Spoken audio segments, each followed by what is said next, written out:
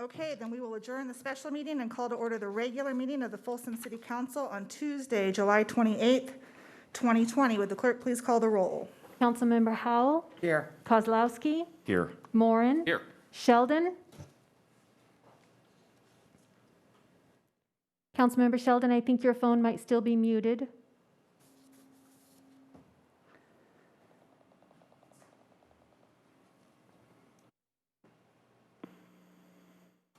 Ernie, are you there?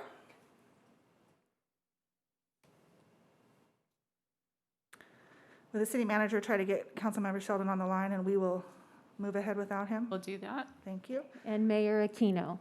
Here, and if you would all please rise and join me in the pledge. I pledge allegiance to the flag of the United States of America and to the republic for which it stands, one nation, under God, indivisible, with liberty and justice for all.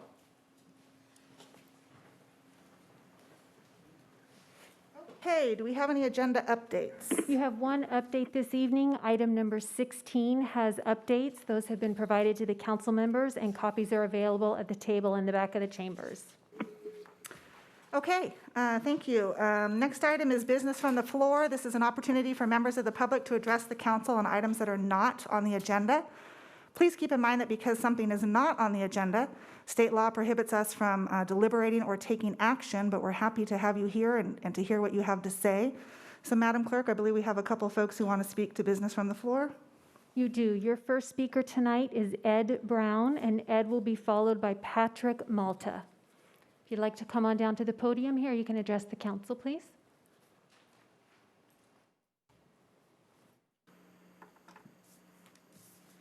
This microphone right here in the middle. There you go. Yes. Yep, welcome. Good evening. My name's Ed Brown. I'm the Vice President of the HOA Board for American River Canyon North. We're a community just north of the river. We have 750 homes, about 2,000 residents, and we're not a high crime community. We have a share of break-ins, burglaries, car break-ins, some vandalism, sometimes to city property. The waterfall that is at the entrance to the community occasionally gets vandalized. We surveyed our residents, our community, in February, and one of the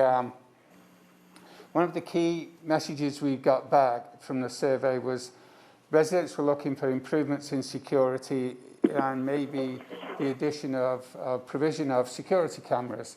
We polled the community, 76% said they were in favour of cameras, 14% said maybe, 10% said no. So as an HOA, we've researched, looked into this. We're not a gated community, but we only have 3 vehicular entrances, 2 on Oak Avenue, 1 on Santa Juanita. Come on. And they would be prime locations for us to install cameras that would do vehicle license plate recognition. We found a company that will install, maintain the cameras. Everything seems aligned. That much is coming through. But the challenge is that we're not a gated community, and the HOA actually doesn't own the land. The land in the roads into the community where the camera will be installed is city land. And we approached the Lighting and Landscape Department. They posed through to the City Attorney Office.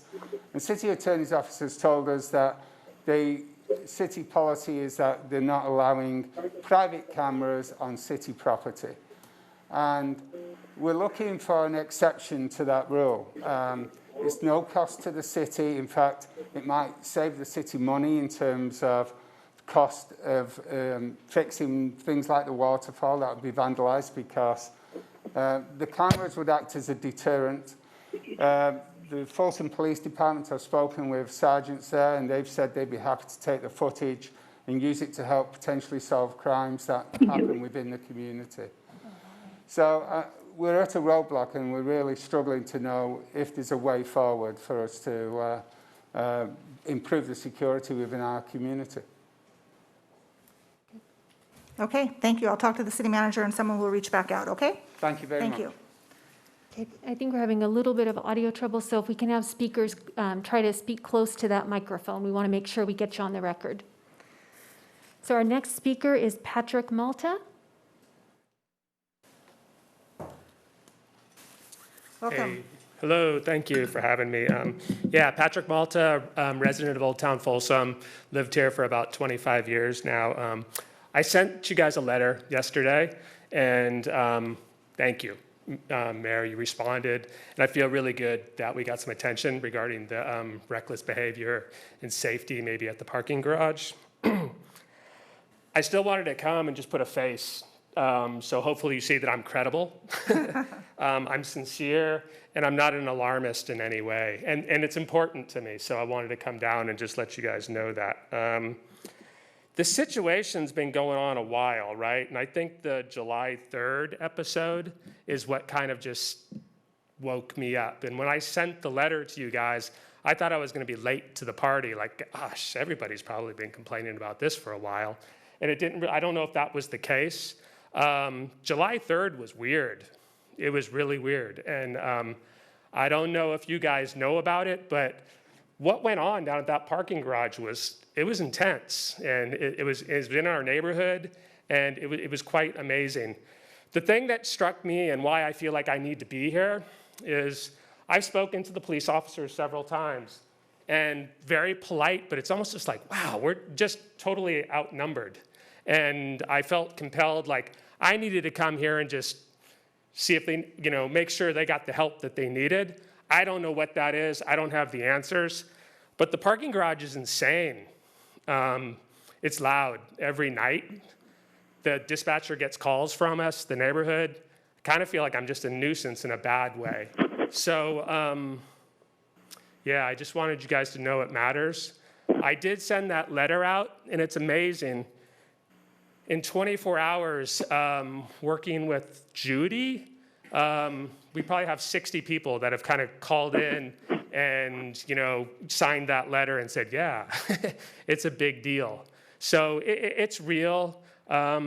Somebody's going to get hurt. I mean, if you go by that garage, there's always somebody lingering on the top ledge. And I was that teenager that was doing it, so I understand and I get it. Somebody's going to go off one of these days and fall or something worse. So I don't know what can be done. I don't know if we shut the garage, we pay for people to get in there. I don't have what the answer is. The last thing I would say is I do think it's a bigger problem because you can fix the garage, but what I saw on July 3rd, that's just going to go somewhere else. I mean, if you go by that, It's going to go right onto Sutter Street. It's going to go into your neighborhood, and you're not going to be able to control it. So there's a bigger issue going on, but right now the parking garage is crazy, and I just appreciate you guys looking at it. We never doubted your sincerity or your credibility, but we do appreciate you coming out tonight, and I suggest you stick around for the next item, which will be a report from the police chief. Cool. Okay, thank you. Thank you. Was there one other speaker that I wasn't sure what item they wanted to talk on? Rich Alexander, did you want to speak under business from the floor or on an item? On business on the floor. Okay. Okay. Come on up.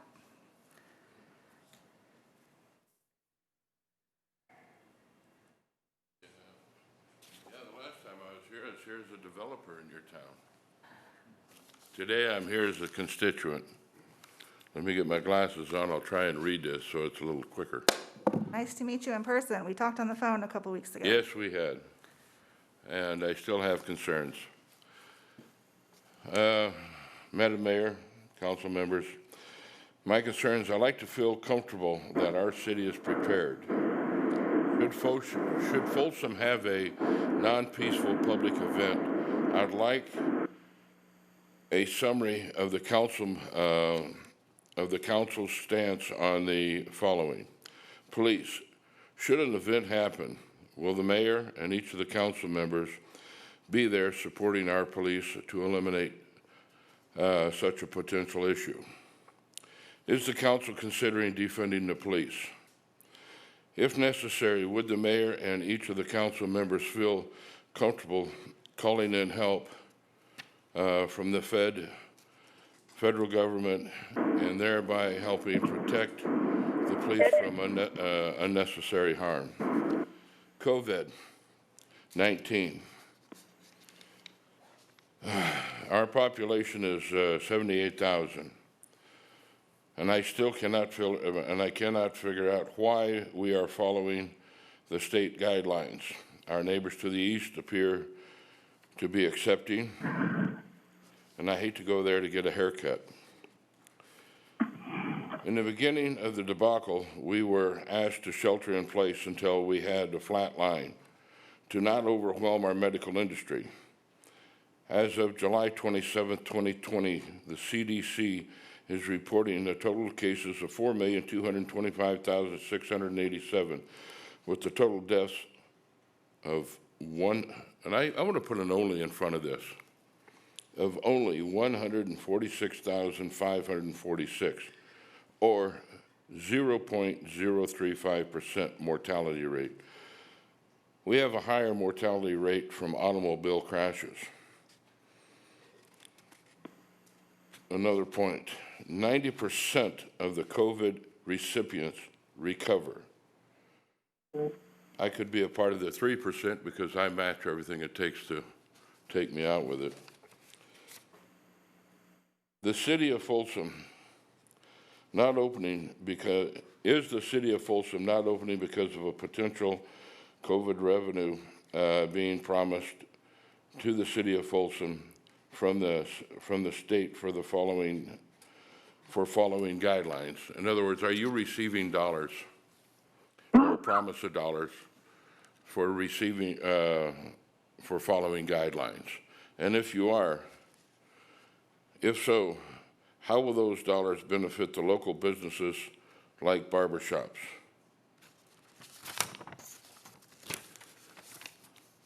What is the council's position regarding protecting Folsom's constituents from economic death? And I want to give one step further with the economic death. Definition is, right now, our country is experiencing the highest suicide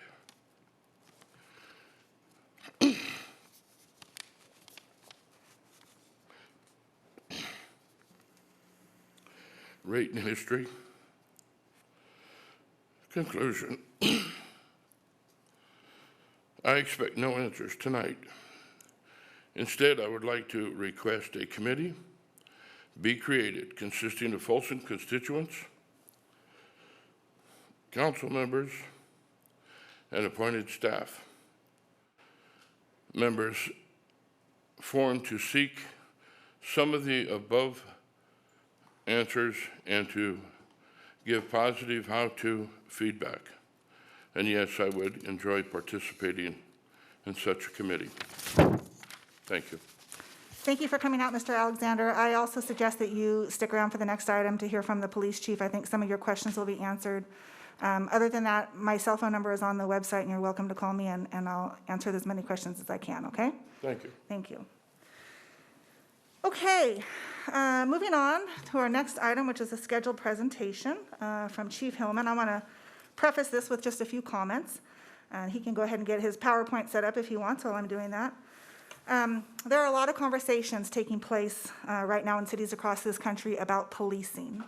And I think all of us feel very fortunate to live and work and raise our kids in a city as safe as Folsom. We are extremely lucky to have a police department that nurtures its relationship with the community and that values transparency. And while the feedback we receive from residents and business owners about our police department is overwhelmingly positive, in the past couple months, we've also heard from some residents who would like to know more about the police department's policies and training. So we have invited Chief Hillman to make a presentation to the council about the work his department is doing. And we have specifically asked him to address some of the comments and questions we've received from residents about the 8 Can't Wait campaign. I know we have some people on the phone and here in this chamber who are interested in this topic. And if this is your first time attending or watching a council meeting, welcome. We're glad to have you with us.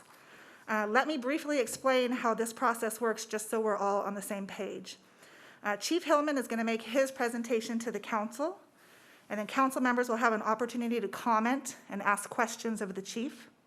Then any member of the public who wishes to speak on this item will be invited to do so. If you're here in the chamber, we ask that you fill out one of the blue cards that's at this table in the back and give the card to Sergeant Galovich. If you're on the phone and want to speak, we will give you an opportunity. Each member of the public will be given 3 minutes to speak. And please remember that you are addressing your questions and comments to the council. And once we're done with the public comment, if necessary, I will ask Chief Hillman to come back up to the podium to answer any final questions. So, Chief Hillman, welcome, and thank you for being here, and the floor is yours. Good evening, Madam Mayor and members of the council. Rick Hillman, your police chief. Thank you for having me here tonight to speak with you about the police department's policies related to the 8 Can't Wait campaign and discuss our social media efforts and community policing methods.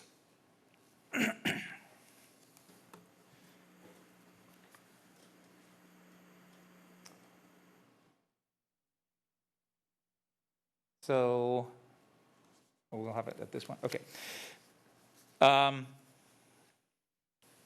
Before we go into the 8 Can't Wait campaign, I'd like to first tell you about our mission, vision, and values. We are a department of 79 sworn police officers with 30 professional staff members serving a community of 80,610 residents at last information I had. In 2019, we responded to 44,742 calls for service. Our mission, vision, and values are our foundation for how we police in Folsom. We look to our mission, vision, and values when judging who to hire, when evaluating an employee's performance, and when assessing a program's effectiveness. Our mission is to serve with purpose, relentlessly pursue criminal behavior, and proactively foster positive relationships. Our vision is to be a premier law enforcement agency by investing in our community and ourselves through progressive outreach programs, training opportunities, and technological advances. Our values are courage, integrity, esprit de corps, professionalism, accountability, compassion, safety, and justice. Our personnel are governed by the Folsom Police Policy Manual, which goes hand in hand with this mission, vision, and value. Click the next slide, please.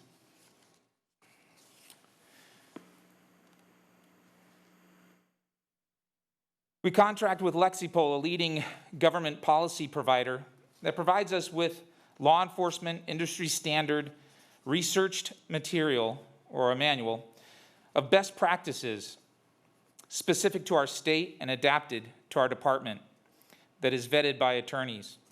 Many of these attorneys vetting our policies have been used by our city's attorney's office as outside counsels for cases involving our police department. We receive regular updates as laws change or courts hand down decisions. When new updates are published, 2 lieutenants from my department review the recommended changes and bring them to me for discussion. And then I make the final decision as to whether to accept, modify, or deny them. My decisions are then sent to the city's attorney's office for review and a final approval. When we receive approval from the city attorney's office, we upload the changes for our personnel to review and accept, a process that we can track. And we incorporate that into our training. As this slide illustrates, some policies are mandated by state law, but can be modified to our department's needs. So see, the investigative bureau up there, we would change that to a division. Small things like that can be modified. Click the next slide, please. Other policies are just best practices. So they're not a mandate by state or federal policy, but they're just a best practice by Lexipol. Some of the policies are self-generated, such as our uniform policy that's specific to us, while others might be a regional policy, like our regional pursuit policy that we've signed on with the other agencies in Sacramento County. The majority of the manual's 162 policies, spanning 632 pages, are generic policies from Lexipol, reviewed and approved by our staff. Our current issued manual is online and may be accessed through our police department's website. Recently, we have received some inquiries about our police department's policies and how they measure up to the 8 Can't Wait campaign. Could you click the next slide, please? I'd like to go over each of the 8 items listed in the campaign and tell you how our policy aligns. The first, ban chokeholds and strangulation holds, or strangleholds, excuse me. The Folsom Police Department does not train in chokeholds, strangleholds, or similar techniques. On June 26th of 2020, I placed a ban on the training of the carotid control hold and had it removed from our policy.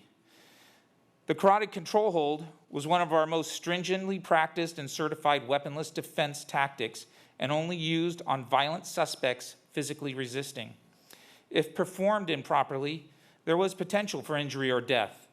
But when performed correctly, the suspect would be incapacitated for a matter of seconds that would allow officers to get the upper hand and handcuff a suspect, ending the resistance and effecting the arrest. Medical attention would be sought no matter the outcome. That was very clear in our policy. In reviewing 3 years of data from 2018 to current, the carotid restraint had not been used in Folsom. Requiring de-escalation. All officers are trained in de-escalation tactics, and it's woven throughout our manual. Require warning before shooting. Our policy states in part, where feasible, the officer shall, prior to the use of force, make reasonable efforts to identify themselves as a peace officer and to warn that deadly force may be used. Now, of course, there's going to be some times where that might not be possible. If, say, an officer is walking up on a traffic stop and the person turns and shoots at the officer should not have to warn that they are a police officer. They should be able to react to that threat. Require exhaust all alternatives before shooting.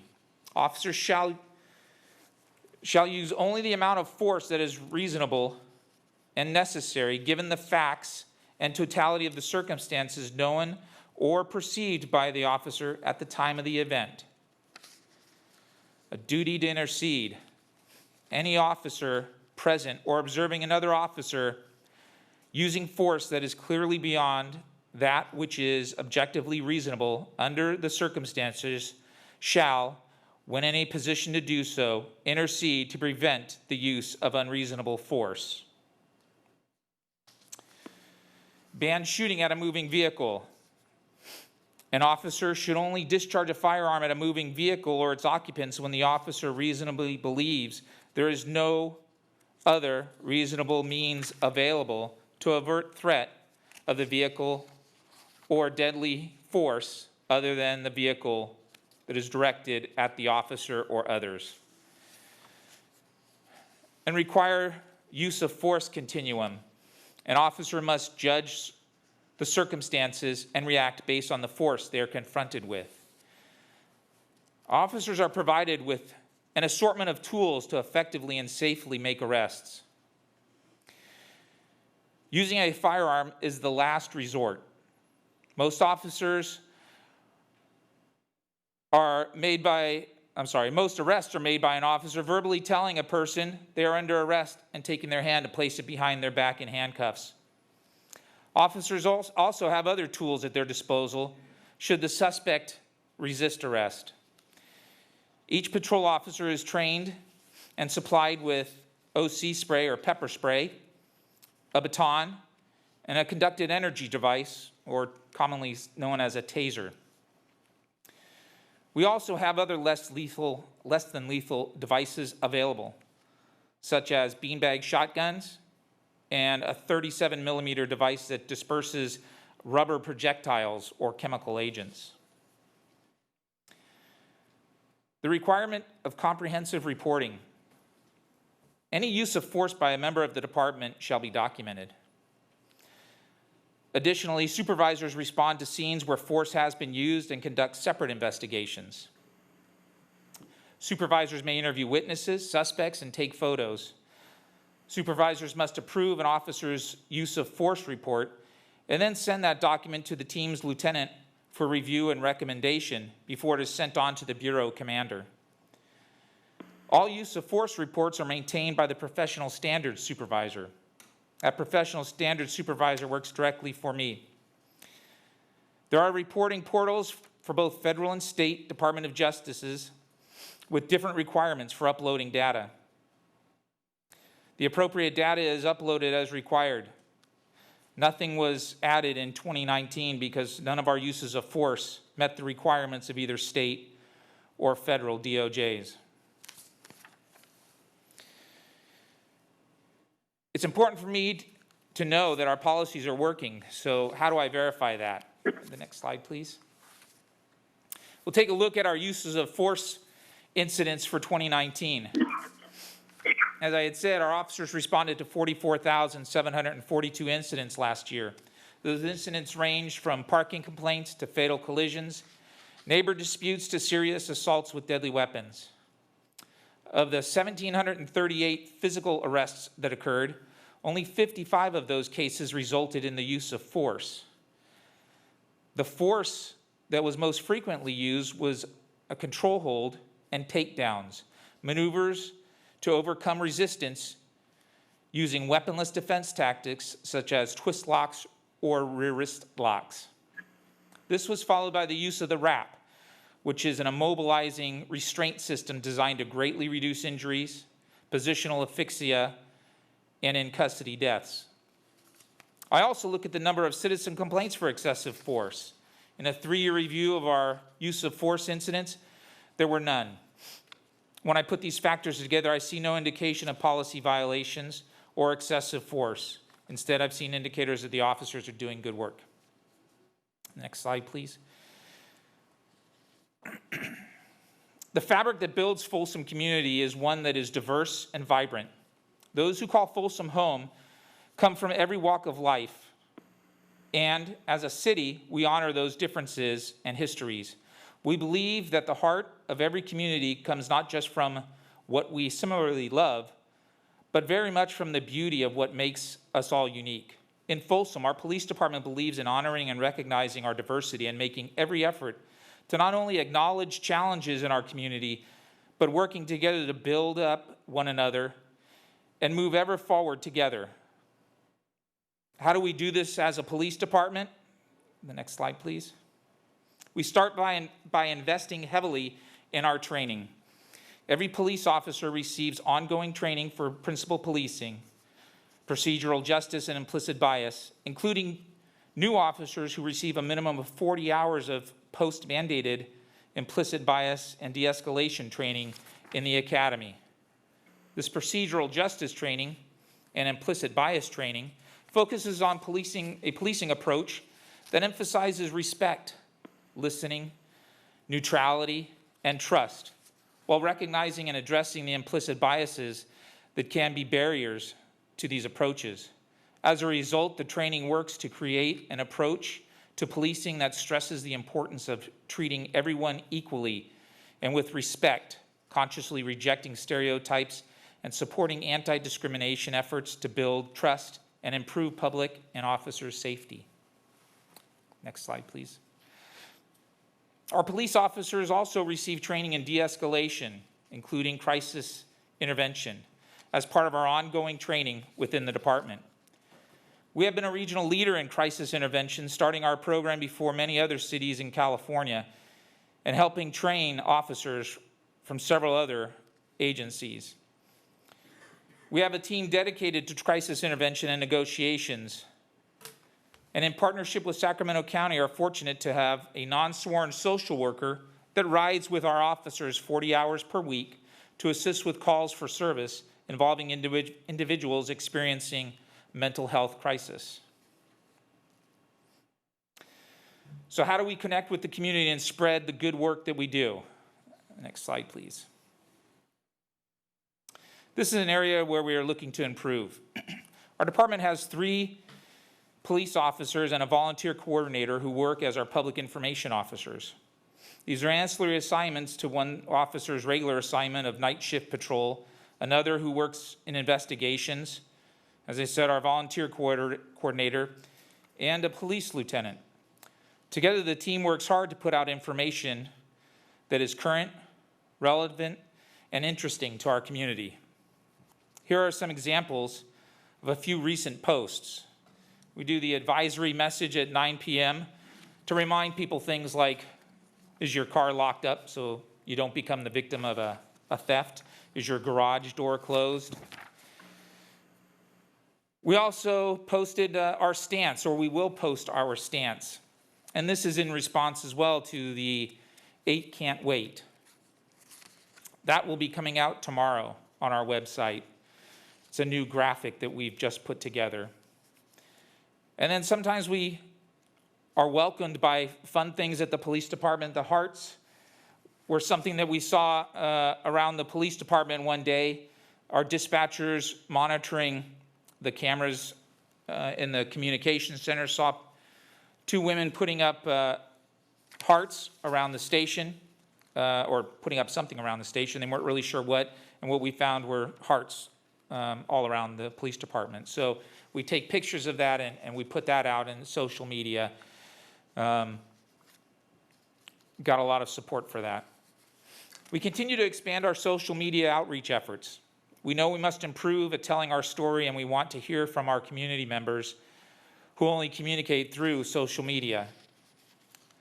We know the Folsom Police Officers Association and the Folsom Canine Officers Association also have their social media sites. Those sites are different than ours. They are governed by their own separate board members and not a part of the police department. Next slide, please. We are an open and transparent agency. Some of our community policing or community outreach programs can be found in many communities across the country, while many others are unique to Folsom. Still, it's important to recognize that each year, probably with the exception of this year due to COVID, we have coordinated many, many events. So our National Night Out, where you all are involved, we usually go to at least 30 different neighborhoods throughout Folsom, and we talk to the residents about whatever is on their mind. Our meet and greet, where the city, the Folsom Police Foundation, and the Folsom Police Officers Association comes together to hold a fundraiser at the city park. Police equipment's on display while members of the department mingle with community members. Our open house. Each October, we open the doors to the police department. We display our specialty equipment, vehicles, 911 center, canines, horses. Over 2,000 residents stop by each year to meet with the chief, command staff, dispatchers, and talk about how policing is done in Folsom. And this is one of those unique things, because when I talk to other police chiefs about just that, they look at me strangely, like, how can you be opening your police department and letting people roam around throughout the whole building? But we do. Just like we take our equipment out because we are proud of what we have here in Folsom. We're not shy about talking about it and explaining why we have each little bit of equipment. And as we tell people when they come through our police station, this is their police station. This is the community's police station.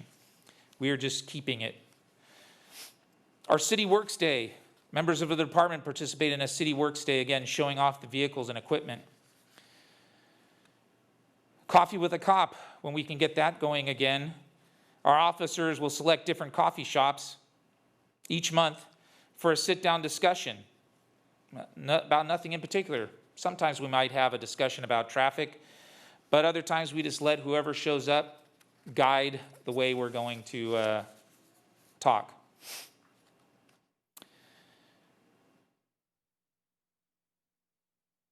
Next slide, please. Our Citizens Assisting Public Safety. I can't say enough good things about our great volunteer program. We maintain an average of 60 amazing volunteers who assist both police and fire. The list of things they do for us is too long to include in just one slide or even for just this presentation. In 2019, CAPS volunteered 15,802 hours, or the equivalent of 7.5 full-time employees to the city.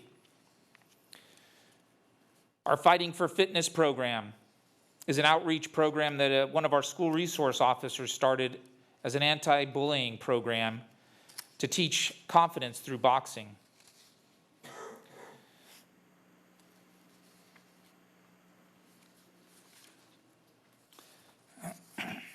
Our Vitals Aware services communicates critical information directly to first responders about an individual's specific condition, behavior triggers, and de-escalation techniques in real time, enabling safer interactions and positive outcomes. Project Lifesaver is a GPS system designed for children and adults at risk of running or wandering away. And our Santa project, for over 30 years, members of the Folsom Police Officers Association and the Folsom Police Department have donated their time to drive through the city with Santa and hand out candy canes during the holidays, bringing officers in the community together. And why this is very unique, it's because all members of the police department, whether it's dispatchers, administrative technicians, police officers, they bring their families out to meet the community that they're working with. And this isn't something that's oftentimes done in the law enforcement field. You don't see police officers bringing family members to meet the rest of the community that they work with. Oftentimes, police officers are not as proud of their communities as we are here. We have a police cadet program. It's a paid internship to college-age students age 18 to 25, and a police explorer program designed for students from 14 to 21 to allow them an introduction to law enforcement. Next slide, please.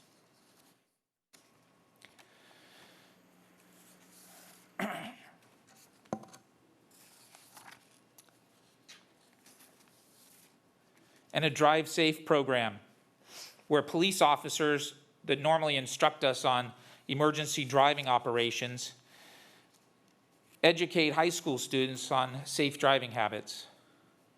Our Every 15 Minutes program, you're all aware about that, is one that covers 2 days where officers show junior and senior high school students the negative effects of impaired driving.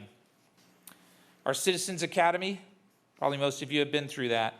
We offer educational program designed to create a greater understanding and trust between the police department and residents of Folsom, covering topics such as the use of force, active shooter, and ethics. Our Red Ribbon Week, our officers go throughout the community and help promote that and promote a drug-free lifestyle. And then just a number of different forums that officers do, be it for cybercrime, fraud, drugs. Whatever we hear there's a need, or whenever we hear that there's a need, we try to step in and offer the assistance and knowledge that we have. One of our newest programs is the Badge to Book program, and officers are now doing that virtually, where they're reading a book and just being posted online. So there's a few things that we do. I'd like to show a quick video now before I make a closing statement and take questions from you.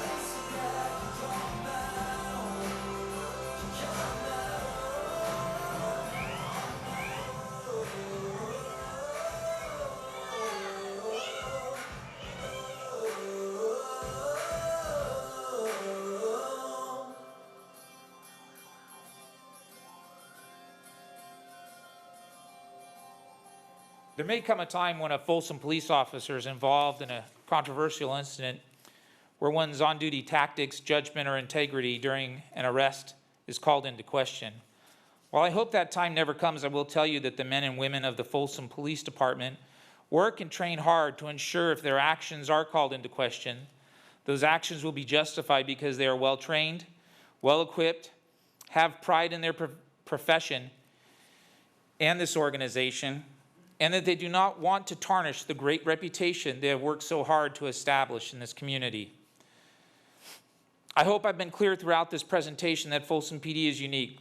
Our policies, outreach programs, hiring practices, and methods for policing this great city are something that command staff are always monitoring to ensure we are remaining in line with our current law, trends, best practices, and our community's needs. Your Folsom Police Department is staffed by amazing people who care about the community and work hard each day to provide the best law enforcement services possible. This concludes my presentation, and I'll take any questions that you might have. Thank you very much, Chief Hillman. Mike, you have any questions? We'll start with you. I think I've asked this question before, but I think it also puts a nice finishing touch to this presentation, which was excellent. Thank you. Which is, are Folsom police officers required to live in the city? No, you're not. How many do? I'm not sure. I would estimate half, It's at least half. but I'm not too sure. Yeah, so we have, and this is more of a comment than a question, we have a lot of officers that are part of our community 24/7. And I, for one, am grateful that you guys are there. I'm really happy that we have the professional police department that we have. And the training, while all training can improve over time, I think has been and is excellent. And I happened to curiously encounter one of your police officers on Sunday morning when I was going to pick up bagels, interacting with a homeless person that probably was off his medication. And a second officer arrived, and I turned my head for just a second, and they had him under control. And I was really impressed with it being entirely not violent and really sensitive to the sort of condition that he was in at the time. So that's just one example that I happened to observe recently. But I think the slide that you had that, and maybe we could go back to it, about the uses of force, the actual number of incidents relative to the number of calls for service. I think that really drives home the point that we're doing everything that we can in the police department to use professional training and tactics to bring situations to safe conclusions. So thank you. Yes, thank you. And I think one thing you may see, and it's something that I've heard, is there tends to be multiple officers that show up to calls oftentimes, and there's always questions why. Well, one of the main reasons why is to prevent the use of excessive force or force altogether. I shouldn't say excessive force, but when you have two people show up to something, it's less likely that you're going to have to use force to effectively make an arrest or just calm somebody down. So, thank you. Thank you. Chief Hillman, is this PowerPoint presentation on the agenda, just in case somebody wanted to see these statistics, later? I know it's hard for the audience to see that slide. It hopefully will be, but these statistics are online. They are posted on our website. Okay, great. Okay. Yeah, it wasn't part of the agenda packet, but it will be posted on our website, no Great. problem. Okay, thank you. Andy, you have any questions for the chief? Just a very brief comment before I hear from others, but, having been on the city council for 16 years with a break and then just here in an interim fashion, it would be my hope that everybody in the community could see what you just presented. Even for myself, there's new and better information every year that goes by, and I appreciate the detail. But, not just the objective stuff, but the subjective stuff, which is just so important for the community to see, not only in your presentation here, but we see that in the community. And I think that's why the Folsom Police Department has earned, just the highest degree of respect in this community. and continues to do so. So thanks for sharing that, and I just think it's a salient reminder to everybody in this community what we benefit from every single day in this community. So thank you very much, Chief. Thank you. Vice Mayor Sheldon, do you have any questions for Chief Hillman? I've got no questions, but I would like to make a statement that our safety, including the police and the fire, is an integral part of why people come to live in this town. And that speaks millions as to what our police and fire does. I'm very proud of them. Thank you. Thank you. Carrie? Just a couple of comments. As the one who's probably been sitting here the longest, I'm just gonna make a note about the fact that there were no complaints in 2018, 2019, or 2020. When there have been complaints about excessive force, in each and every case in the 22 years that I've been sitting on this council, they were proven that the Folsom Police Department did the right thing for the right reasons at the time that those complaints were filed. All of them were found to be unfounded. So I think that's important. I, too, am extremely proud of all of the work that Folsom Police Department does, and similar to Mike's experience on Sunday morning, I witnessed an event on Sunday evening. This was a woman that appeared to be having some sort of mental health issue, and the two officers arrived at the scene, took very good care of this young woman, and drove her home so that we knew that she wasn't going to hurt herself. So, I've seen that time and time again, and I think that you guys do a great job. There's always something to be said for additional training, especially in this day and age where there has been a shift in the way police departments are viewed. But to go along with what Andy said, excuse me, what Ernie said, there are a lot of police officers that live in this town, whether or not they work for the city of Folsom. You guys know that. There's a lot of county sheriff, a lot of SAC PD, and I think I saw that former Sheriff McGinnis is going to speak, and our former police chief, Sam Spiegel. So I'm very interested to hear what they have to say, and other members of the public. But thank you to everybody in the department for what a great job they always do. Thank you. One of the things that I've heard a couple times is the homeless. And I think having our social worker from Sacramento County with us is going to be a big game changer for us in that way. We have a navigator that you all have been briefed on, and the navigator's been wonderful, especially through this COVID crisis. But having a mental health worker with us, going around in the police car 40 hours a week, responding to these calls, but not just responding to the calls, conducting follow-ups maybe the next week or the next day, making sure that people are staying on the right path is just wonderful for this community, for the individuals, but also it'll be seen throughout the community. Chief, I have a couple questions. I appreciate the information about how you use LexiPol to then make decisions about, your policies. When you look at your, kind of your use of force thing, and some people would say, well, see, there's a 0 in that column and you haven't used that, which means that it's outdated, or there's, there are newer, better methods available or something, so you ought to get rid of that. Or somebody else might say, well, just because you don't use it doesn't mean we ought to take it out of the toolkit or the tool belt. And I guess that's kind of my question is how do you make that determination? As to whether or not to take it out of the tool belt? Yeah. So we have a lot of things if you look at this slide with our use of force. But when you see over to the left side, the ECDs or the tasers, some of it's just displaying it only. Some is displaying the laser on that device. Some is arcing it, which is just turning it on as a threat. Before it's actually probes are deployed or the drive's done. So one device could look like several different things. We are always evaluating what works best. We want to stay current. We attend different events and different training throughout the years, and we look at different pieces of equipment that could help us out.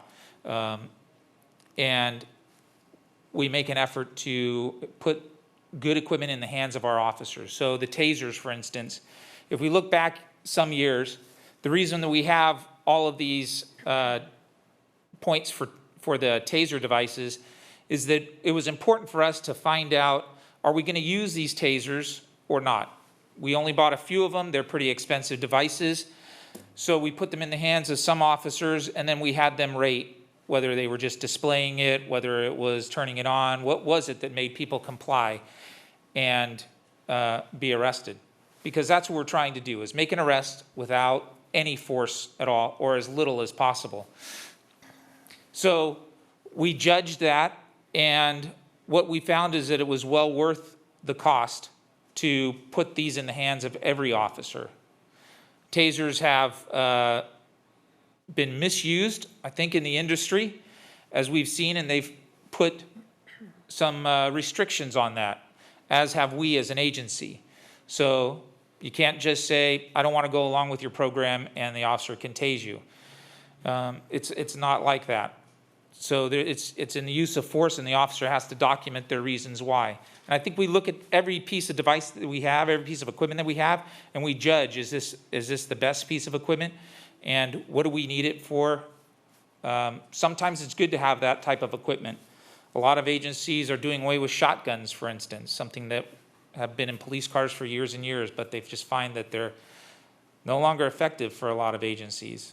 Most of ours have been turned into less than lethal devices where they shoot beanbags at people. Okay, thank you.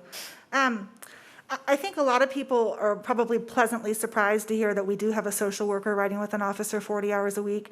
Can you go into a little bit more detail? Is it the same officer? I believe it's a woman. Is it the same officer that she's riding with every week? The social worker, I think, is a woman. She is. What sort of calls, I know you said mental health, but what would be an example of that? So her hours vary, and they don't coincide with our shift hours. So she comes in and she actually overlaps between a couple of our shifts. I believe she works Tuesday through Friday. So our shifts are Monday through Thursday and Friday into the weekends. So she's working with 4 different officers. She goes to every type of call that officer is dispatched to. It may be a traffic collision. It may be, a dispute of some type. She wears a bulletproof vest that just says counselor on it. And that's it. That's what recognizes her as a counselor. We specifically send that team to calls involving anyone in a mental health crisis or that we believe is in a mental health crisis. Sometimes you get calls of a caller might say, it looks like there's this guy on drugs and he's acting really strange. Well, they might dispatch that team to that call in addition to another officer, because we're not sure, is it a drug call or is this a call because somebody's having some type of crisis? So they'll go and they'll evaluate it, and she can evaluate her need for being there and her effectiveness. And the officer stays with the social worker the entire call? Yes. Okay. And then I know there's been some talk lately about the school resource officers, and I don't want to get into, all the arguments for or against, but just want to put some information out there for clarity. So when Folsom Cordova went to distance learning in March, and when they're going to be in distance learning this fall, correct me if I'm wrong, but our student resource officers will be on regular patrol for the city of Folsom. They won't be acting as SROs? Well, I don't want to say that you're wrong, because you're the mayor. That's okay. So we've had some talks this afternoon.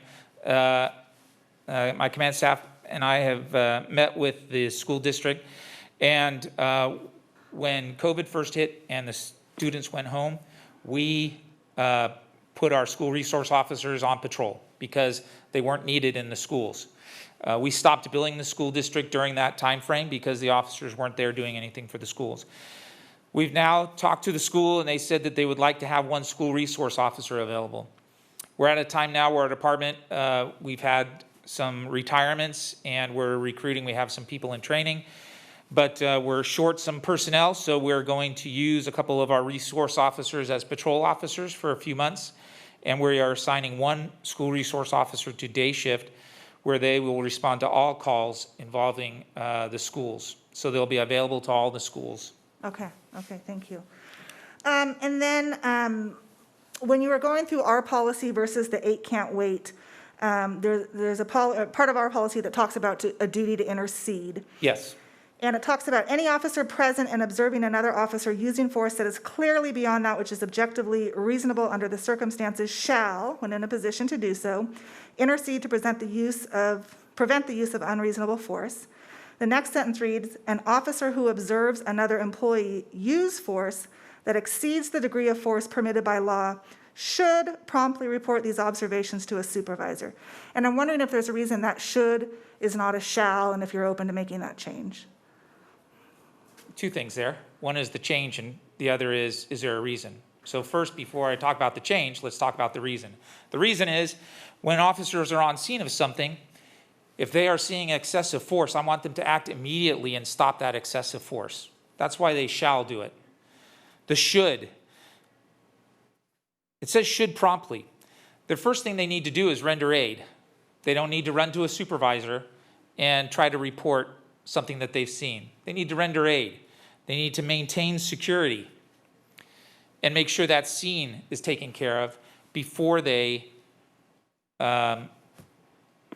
just go looking for a supervisor to report what they believe to be misconduct, and what very well could be misconduct. But their first thing is to render aid and maintain security. So that's why it's a should instead of a shall.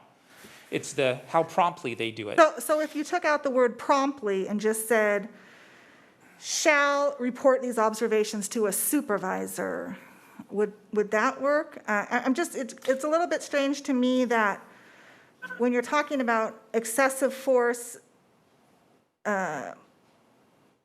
force that exceeds the degree of force permitted by law, we have should and not shall. But I understand the promptly part, and maybe the problem is we need to take promptly out. Because Sure. I understand what you're saying, what their first responsibility is to do. Yeah, their first responsibility is to render aid. Yeah. I want them to get the help that they, to this person that's needed. And I would want them to maintain the security of that scene first and foremost. So they still have a very clear duty to report that. Now, I'm not opposed to changing it to a shall, but I would confer with the city attorney's office and the 2 lieutenants that I have. Of those 2 lieutenants, one is an attorney himself. So I get some pretty good advice from them. And then we also have the attorneys that vet this, and I could get some good understanding from them as to why it is the way that it is. Okay. And then I'd be open to any change. Okay, I Yeah. appreciate that context, that's good. There's a lot of should and shalls, and it is very, Yeah. it's cautious. We have to use caution when we're treading through that. Okay, And I think it's important to keep in mind what I referred to a couple minutes ago, that there have been very few instances of somebody even reporting Right. excessive force, and none where it's ever been proven to have been true. okay. And frankly, if you look at these numbers, with 55 uses of force in 2019, out of almost 45,000 calls, that's 0.1%. Okay. So they're doing a good job at de-escalating, is my guess. That is all my questions. I do want to just make a comment that I really hope, even in this COVID world, that we do National Night Out. I know it's been rescheduled to October, but I really think that, the officers can mask up, the council members can mask up, we can ask people to social distance and be on their own driveways instead of doing the get-togethers. But I do think it's really important that we do that this year, even with all that's going on with COVID, so. We would enjoy that. The officers enjoy it. Sergeant Galovich is one of our mounted patrol officers. He enjoys taking a horse out there and trotting around. So with that, shall I sit down and? Yeah, I'll let you take a seat, and we're going to invite members of the public again. We welcome your comments and your questions. You are addressing those to the council, and we can bring Chief Hillman back up at the end if necessary. Krista, let's go ahead and start with the ones that you've been asked to read into the record. Then we can deal with anybody on the phone who wants to speak, and then lastly, the folks here in the chamber. Okay, will do. So I'll be reading these through. The first comments are from Cindy Shreve, and Cindy writes, "Thanks to Chief Hillman for presenting at the City Council meeting tonight. It's much appreciated by this resident. I have 2 questions for Chief Hillman, and I'm hoping he can answer. 1, is anti-bias education part of the training for the CAPS volunteers and the volunteers in the Neighborhood Watch, the Dog Walker Watch, and the Business Watch?" Question 2, what does the FPD think is the city's most pressing public safety concern and what is being done about it? Thank you, Cindy Shreve. The next comments are from Tess Hansen, and she writes, my name is Tess Hansen, and I was born and raised in Folsom and continue to live here now. I appreciate that Police Chief Hillman is addressing the residents of Folsom about the 8 Can't Wait campaign. The immediate policy changes recommended by 8 Can't Wait must be incorporated into Folsom's policing policies. These are actions that can make Folsom a safer place to live in the short term. However, Folsom's leaders, namely the City Council and the Folsom Police Department, must also recognize the toxicity and violence that is inherent in the system of policing. Policing and law enforcement agencies are fueled by white supremacy, racism, toxic masculinity, and a disturbing lack of public accountability. The Folsom Police Department must understand that they too are a part of this violent institution and accordingly must be significantly changed. One route of change is defunding the police. Defunding the police budget can allow money to be appropriated for public education, affordable housing, food assistance, mental health services, stable and functioning infrastructure, investment in environmental sustainability.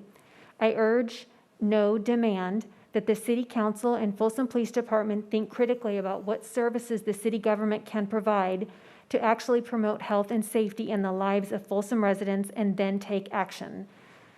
I demand that they take this opportunity to begin implementing system-wide, long-term changes and not settling for incremental Band-Aid solutions to this police brutality crisis. Thank you for your time. I hope you use your power to affect the changes the public is calling for. Best, Tess Hansen. Your next written comment is from Joshua Buzz, and Joshua writes, 1, why does Folsom PD have a more lax policy regarding shooting at or from moving vehicles?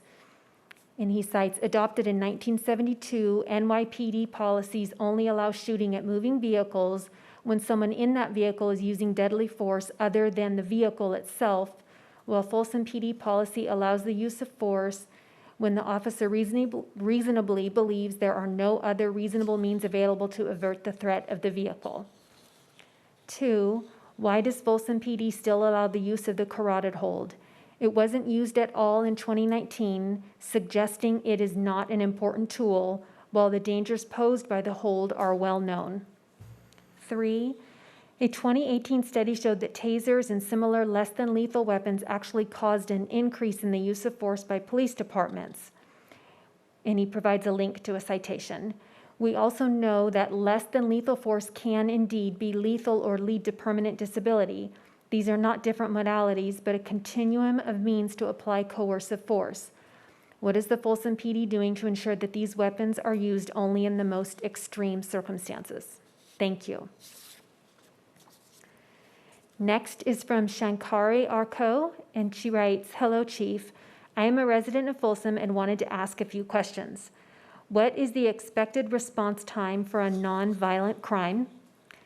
Experts say implicit bias plays a role in racial disparities in policing. What do you think can be done to address this type of subconscious prejudice? Are you offering the department more training in view of the recent events? Thanks, Shakari. Next is from Lori Markey, and she writes, my name is Lori Markey, and I've been a Folsom resident for nearly 20 years. I was raised to respect the police and married a former officer who then worked for the Officers Association until retirement. I have always stood with the blue and even believed that Rodney King deserved his beating due to the same excuses being used today. So understand that I do not come from a place of anti-police bias from any stretch of the imagination, as I share that I no longer view the police as trustworthy. I've had growing concerns as my circle of friends and family broadened to many BIPOC and LGBTQ folks. Seeing how their experience with police is strikingly different than mine and researching the history of policing and institutionalized racism in America, I can no longer close my eyes. There are too many videos and little to no accountability or justice for police brutality. Paying attention to policing tactics in Folsom and questioning officers has led to my own negative encounters with several, and a friend was beaten by Folsom PD last summer in the zoo park. I've also been to many protests in SAC and joined Portland and Seattle each for a night while on vacation, and watched in horror as I witnessed police and feds begin gassing, pepper spraying, flash bombing, and using bikes and batons against peaceful protesters. The blue uniform that had automatically received my respect and trust lost it from this middle-aged white woman. Your respect and trust must now be earned. Police reform is needed now so that our entire community is safe for all people. Hashtag Black Lives Matter. Thank you. That's from Lori Markey. And that we had one submittal from Nick Butler, but I also saw blue cards. So Nick, did you want to make your own comments in a little bit? Okay, thank you. I just didn't want to speak for you. Okay. So that concludes your submitted online comments. We could now take comments from any callers that want to speak. If we do have callers on the line who want to provide comments, do you want to give us your name and then we can call you in order? So you may need to mute your phone. I'm sorry, unmute.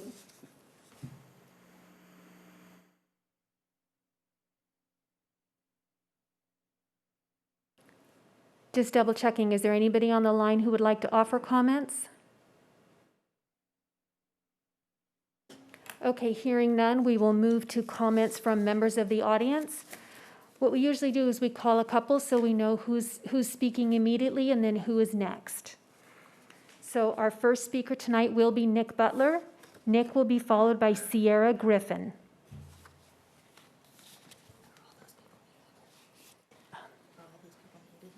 Almost all of them. It's hard to mute without cutting others off. Welcome, Nick. Thank you. Thank you, Mayor Aquino. Thank you, City Council members, very much. So I wanted to do two things. I did want to ask one of the many questions that I sent in, but I also wanted to make a statement. I'm here as a member of Folsom for Justice, and there was a drafted statement of anti-racism that we were hoping that the city can consider adopting. So I'm going to read that now. Whereas Folsom strives to be a community based on mutual respect and understanding, a community that welcomes and values all residents, treating everyone with human dignity and respect, and whereas people of all races, religions, nationalities, genders, sexual orientations, ages, physical abilities, and cultures live and work together within Folsom and bring pride to our community, and whereas racism, intolerance, bigotry, and fear lead to discrimination and discord, which threatens the strength, diversity, health, and safety of our community. And whereas the city of Folsom welcomes all people who recognize the rights of individuals to live their lives with dignity, freedom from racism, discrimination, intolerance, bigotry, and hostility, and whereas the city of Folsom is committed to making Folsom welcoming, inclusive, and safe community for everyone. Therefore, racism within the city of Folsom, California, is hereby condemned by the mayor of Folsom and the city council. The city manager of Folsom is hereby directed to consider implementation of any necessary tools to eliminate racism or ethnic discrimination that may be found to exist within the city of Folsom. Community leaders are hereby urged to communicate with one another to approach any potential racist issues with understanding that the entire community is in this together, and rational minds should prevail to improve relations among all citizens of Folsom. I have 40 more seconds, and I wanted to ask about, in the presentation, the chief mentioned that one of their core values is esprit de corps. And it seems to me like that is in contradiction to The need to have to report violent incidences to an internal supervisor who reports it to an internal lieutenant who reports it to the chief himself. It seems in order to make that more accountable, it would need to be an external organization, and that should be considered. Thank you. Okay, next is Sierra Griffin. And Sierra will be followed by Carolyn Cochran.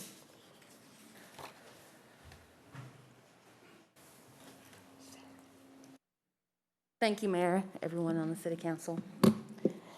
So when I came in, I had absolutely nothing prepared to speak. I just wanted to sit in. But as I was listening to the Pledge of Allegiance, just kind of came up with something of my own. By the way, I'm with Black Existence Matters out of Sacramento. I can't pledge allegiance to a flag of the United States of America because to me, it stands for the color of my skin is a crime. That even if I comply, I die. All you have to say is stop resisting, and then there goes my life. Kaepernick took a knee to represent a peaceful protest against police brutality, and that was the problem. But former Officer Chauvin took a knee to Mr. George Floyd's neck, who was obviously not resisting for 8 minutes and 46 seconds, and took his life. My question to you, which knee bothers you the most? And that's my statement. Going back to what the mayor and the chief was talking about, I was just taking notes in the audience. When it comes to the shall and the should, I believe that should be exchanged with must. Of course, after everything has been said and done, don't immediately look for an officer or a supervisor. Handle your business. But saying should is giving that individual an option. It shouldn't be an option. You must report and you must intervene. Black Lives Matter and all our allies and all our accomplices is what I like to call them. All the signs that they hold up, Black Lives Matter, silence is compliance, that is beautiful. But eventually those signs are going to be thrown away and forgotten about. My people are refusing to be thrown away and forgotten about again. Thank you. Thank you for being here. Next will be Carolyn Cochran, who will be followed by Ria Srivastava. Welcome. Okay. Hi, everybody. My name is Carolyn Cochran, and I'm an incoming senior at Vista Del Lago High School. These last couple of months have brought to light that BIPOC communities are just as much at risk now as they were 20, 50, or 500 years ago. For many of us, this isn't new information. A year ago, when I first got my driver's license, the first thing that my grandpa said to me, he's African American, was, what do you do when a cop pulls you over? Where do you put your hands? It wasn't, let's go for a spin, drive under the speed limit. And I think regardless of political affiliation or beliefs about Black Lives Matter, we can all agree that that is not a way that 16-year-olds should have to think. So I'm here today talking as someone with privilege. I have the privilege of being a white passing multiracial ally, and I'm here to talk for those that can't. Though the 8 Can't Wait campaign is great, it should have been instituted a long time ago. In cities that have had high rates of police brutality, these policies were already instituted. It's performative, though necessary. We need to take steps further than just instituting something like 8 Can't Wait. Rather than funneling more funds into the police department for extra training, we need to funnel those funds back into the community. Police should be screened for implicit biases. Even though implicit bias training already exists, they need to be screened and dismantled before a police officer can be put into the field as an officer. Such funds can also be divested back towards our minority communities who may be struggling to make meets ends. Racism exists within our community, and reallocating funds from our police department would greatly help combat that. $24 million put into a system who profits off of Sorry, one second. Racism exists within our community, and reallocating funds from our police department would greatly help combat that. $24 million put into a system built off of slave catching and the surveillance of black folks is unjust. $24 million put into a system built to keep black folks in jails after the abolition of slavery is unjust. Part of that $24 million can be used for education, rehabilitation, community events, care for disadvantaged residents, and so much more. The city of Folsom states that they stand with Black Lives Matter, so let's really stand by that. The only way to stand by Black Lives Matter is to divest money from the systems that are oppressing Black lives. $24 million into a system that oppresses Black lives does not sound like Black Lives Matter. Minneapolis, Baltimore, Portland, Sacramento, San Francisco, Philadelphia, Hartford, Seattle, Los Angeles, Oakland, Milwaukee, Denver, Durham, Winston-Salem, Chicago, New York City, Washington, D.C., Dallas, Austin, and countless others have done it. Let's add Folsom to that list. Thank you. Thank you, Caroline. Okay, next is Ria Srivastava, and Ria will be followed by Dina Hodges. Welcome. Thank you. Council members and Folsom Police Department, my name is Ria Srivastava, and I'm a high school student. I'm privileged as a non-Black person in that I do not have to feel unsafe every single day of my life. I am speaking to you today not only in concern about the $24 million budget that's put into police, but also in concern over the tens of thousands of dollars that the city allocates to having SROs or student resource officers on our campus. Our partners at Black Parallel School Board completed research for us by studying the public record for the 2015 to 2016 SUSD school year. These statistics are all written from the 2015 to 2016 school year, as more recent data has not yet been publicized. They found that Black students are more than 8 times likely to be referred to law enforcement than white students. Black students are 25 times more likely to be arrested than white students. While Black students make up 6% of the population in that school year, over half of the students arrested that year were Black. These are clear racial disparities that I urge the Folsom Police Department and the City Council to address. And the money needs to be divested from the SROs directly back into the students and their community. The $100,000 put into SROs and the $24 million put into the FPD can greatly improve the lives of the minorities in our communities. We can also divest to more behavioral health and de-escalation specialists. We have countless statements made by Black students saying that they feel unsafe with an SRO on campus. SROs have been proven to be ineffective in school shootings. In fact, in 4 of 2018, the most deadly shootings, there was an SRO present, including Parkland, Florida. No amount of high fives negate the fact that BIPOC students feel afraid to go to school. 8 can't wait policies aren't enough. We must completely reevaluate the way that we look at policing in the light of protecting Black lives. Our city claims that they support Black Lives Matter. Let's stand by that and let's make change. Thank you. Thank you, Ria. Okay, next is Dina Hodges, and Dina will be followed by Larisha Johnson. Welcome. Hi, good evening, council members, mayor, Chief Hillman. I come to you this evening as a privileged 50-year-old white woman, but the mother of 4 multiracial children being raised here in Folsom. And I made my remarks, or I wrote them directed toward the chief, but I will read them, I guess, to you. And my first is a question.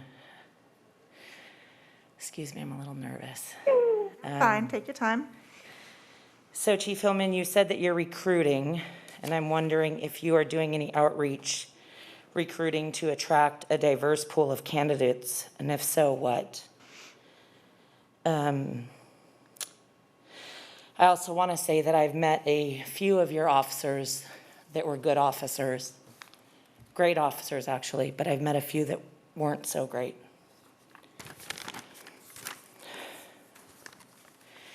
As I'm sure you will recall, we spoke the evening of July 7th, exactly 3 weeks ago. The same night, Sheriff Scott Jones posted his comments regarding his discontent with the removal of the Confederate statues. And the same night, the Folsom Police Officers Association reposted his post and praised him for his message. That evening, I shared with you 2 of the personal stories my family has experienced directly with police officers on the Folsom Police Force. But tonight, I wish to focus only on the one where my Black daughter was present. I told you that instead of filing a formal complaint, I would leave it to you to have a conversation with the officer regarding racial profiling, bias, and bigotry. Because he had no business asking my daughter for her license when I was the driver of the car and she was a passenger and she was 17 years old and a student at Vista Del Lago High School. I rolled the stop sign, she didn't, even though I didn't really. I told you that we don't have room for even one bad apple in Folsom because it only takes one bad apple to equal one George Floyd, one Ahmaud Arbery, or one Eric Garner. So tonight, Chief Hillman, I would like to know how that conversation went with that one officer.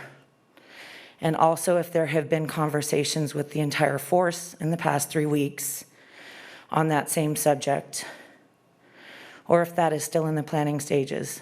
Because if it is still in the planning stages, things aren't moving quickly enough. Black lives depend on swift action. Black lives deserve your immediate attention because Black lives matter. Now, I heard some of your other comments tonight, or that the carotid hold has now been disbanded, I believe, and I appreciate that. But I'd also like to challenge you and your officers, because I do know you have some good ones. I challenge you and your officers to go a step further. When you take off your uniforms and you're surrounded by your friends and family members, if Black Lives Matter to you, start spreading that message. Spread it to your family and friends, because so many people are going around with the Blue Lives Matter, and they think that they have to say that when somebody says Black Lives Matter, and they don't. Of course your lives matter to them. But this country needs to heal. And white men hold a lot of that responsibility in their hands. Thank you and stay safe. Thank you for being here, Dina. Larisha, you're next. Larisha will be followed by Sam Spiegel. Okay. Good evening, Mayor Aquino and council members, Chief Hillman. I actually have 3 questions. The first one is, how often, and this is directed to Chief Hillman, all 3, how often is implicit bias and procedural justice training provided? If only once, what needs to happen in order to have that training more frequently as our community changes and grows? Number 2, what has been seen, or what are we seeing in regards to mental health issues amongst the Folsom police officers? How is it addressed? And what are future plans for the mental health of our police department? And 3, last is, how many Black, Indigenous, and people of color are officers within the force? And how many of those officers are within leadership positions? Thank you. Thank you, Larisha. Chief Spiegel, come on up. And Sam Spiegel will be followed by John McGinnis.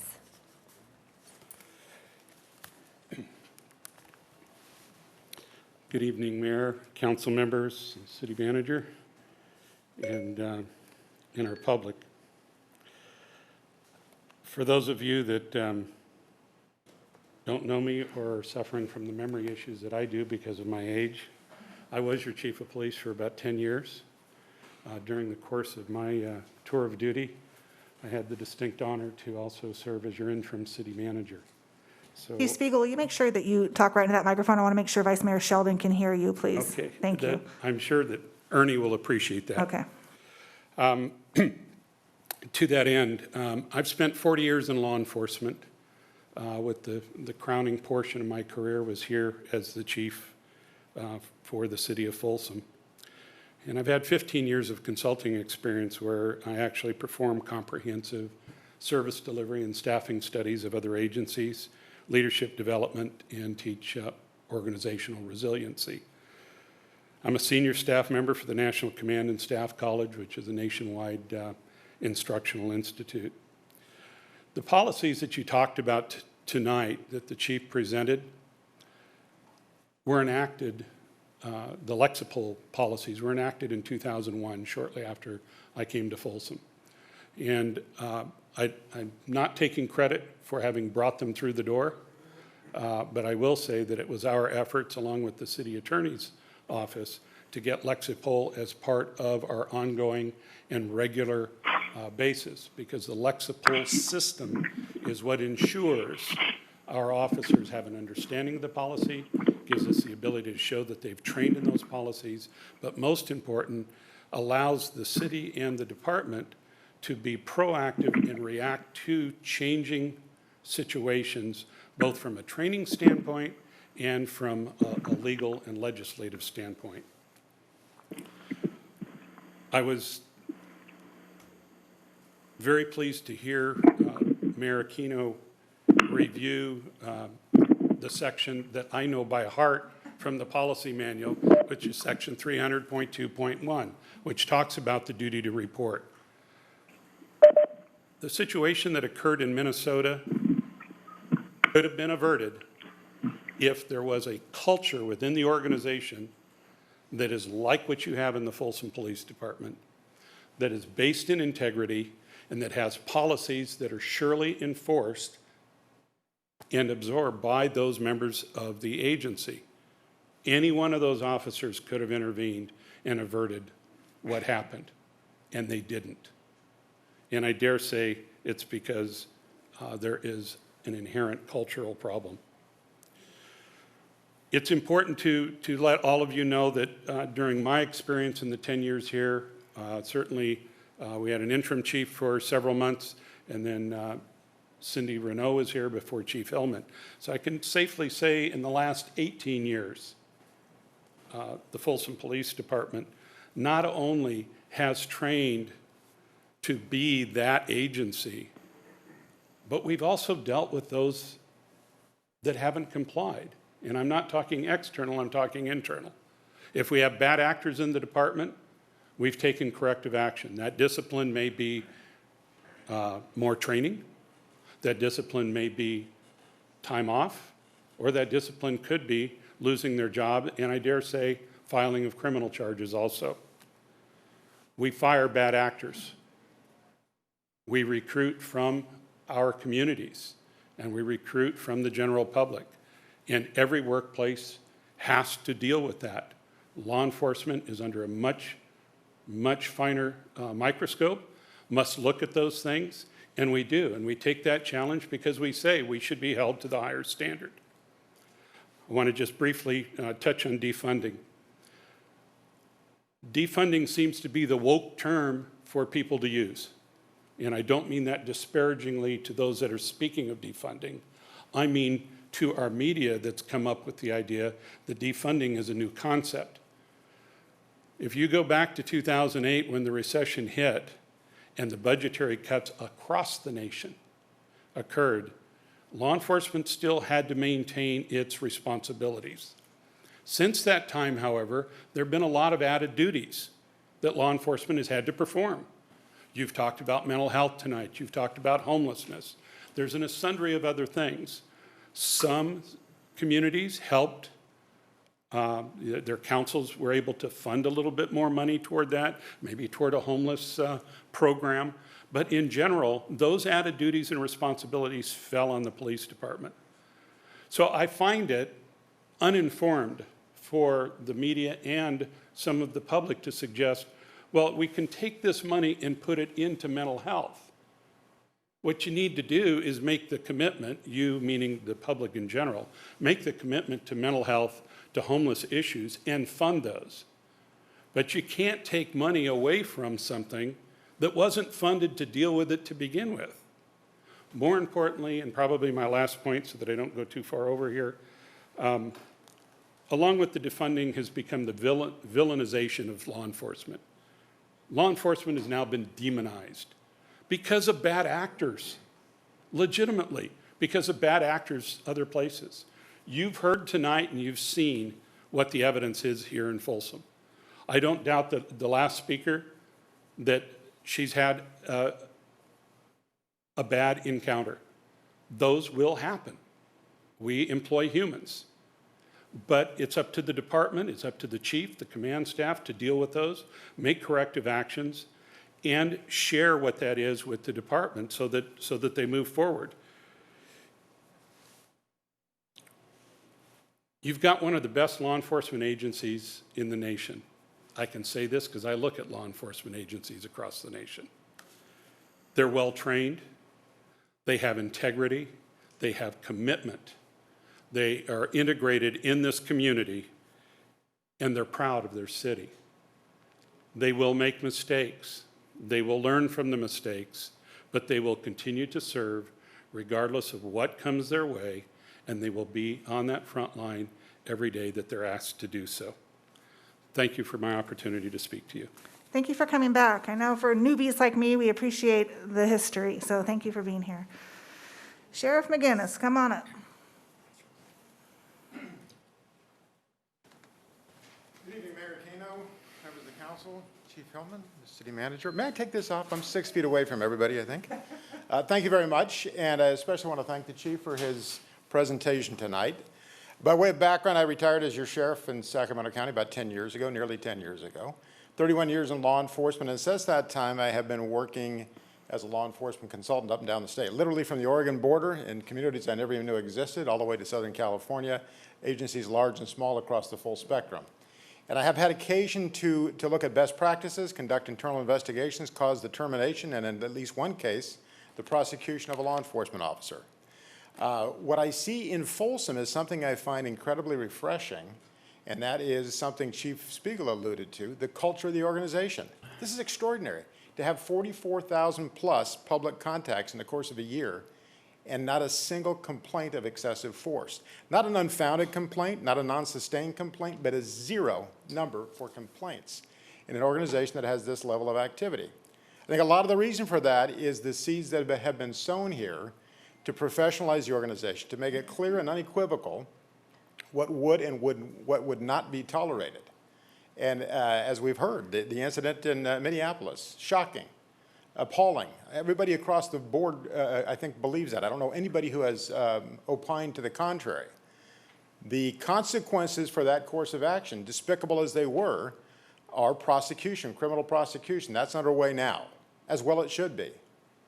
I don't believe that would have happened in Folsom. I don't just believe that because I happen to live here and interact with the police department with some frequency, but because of the statistical data you've heard tonight. That's incredible. It's absolutely overwhelming. It didn't happen by accident.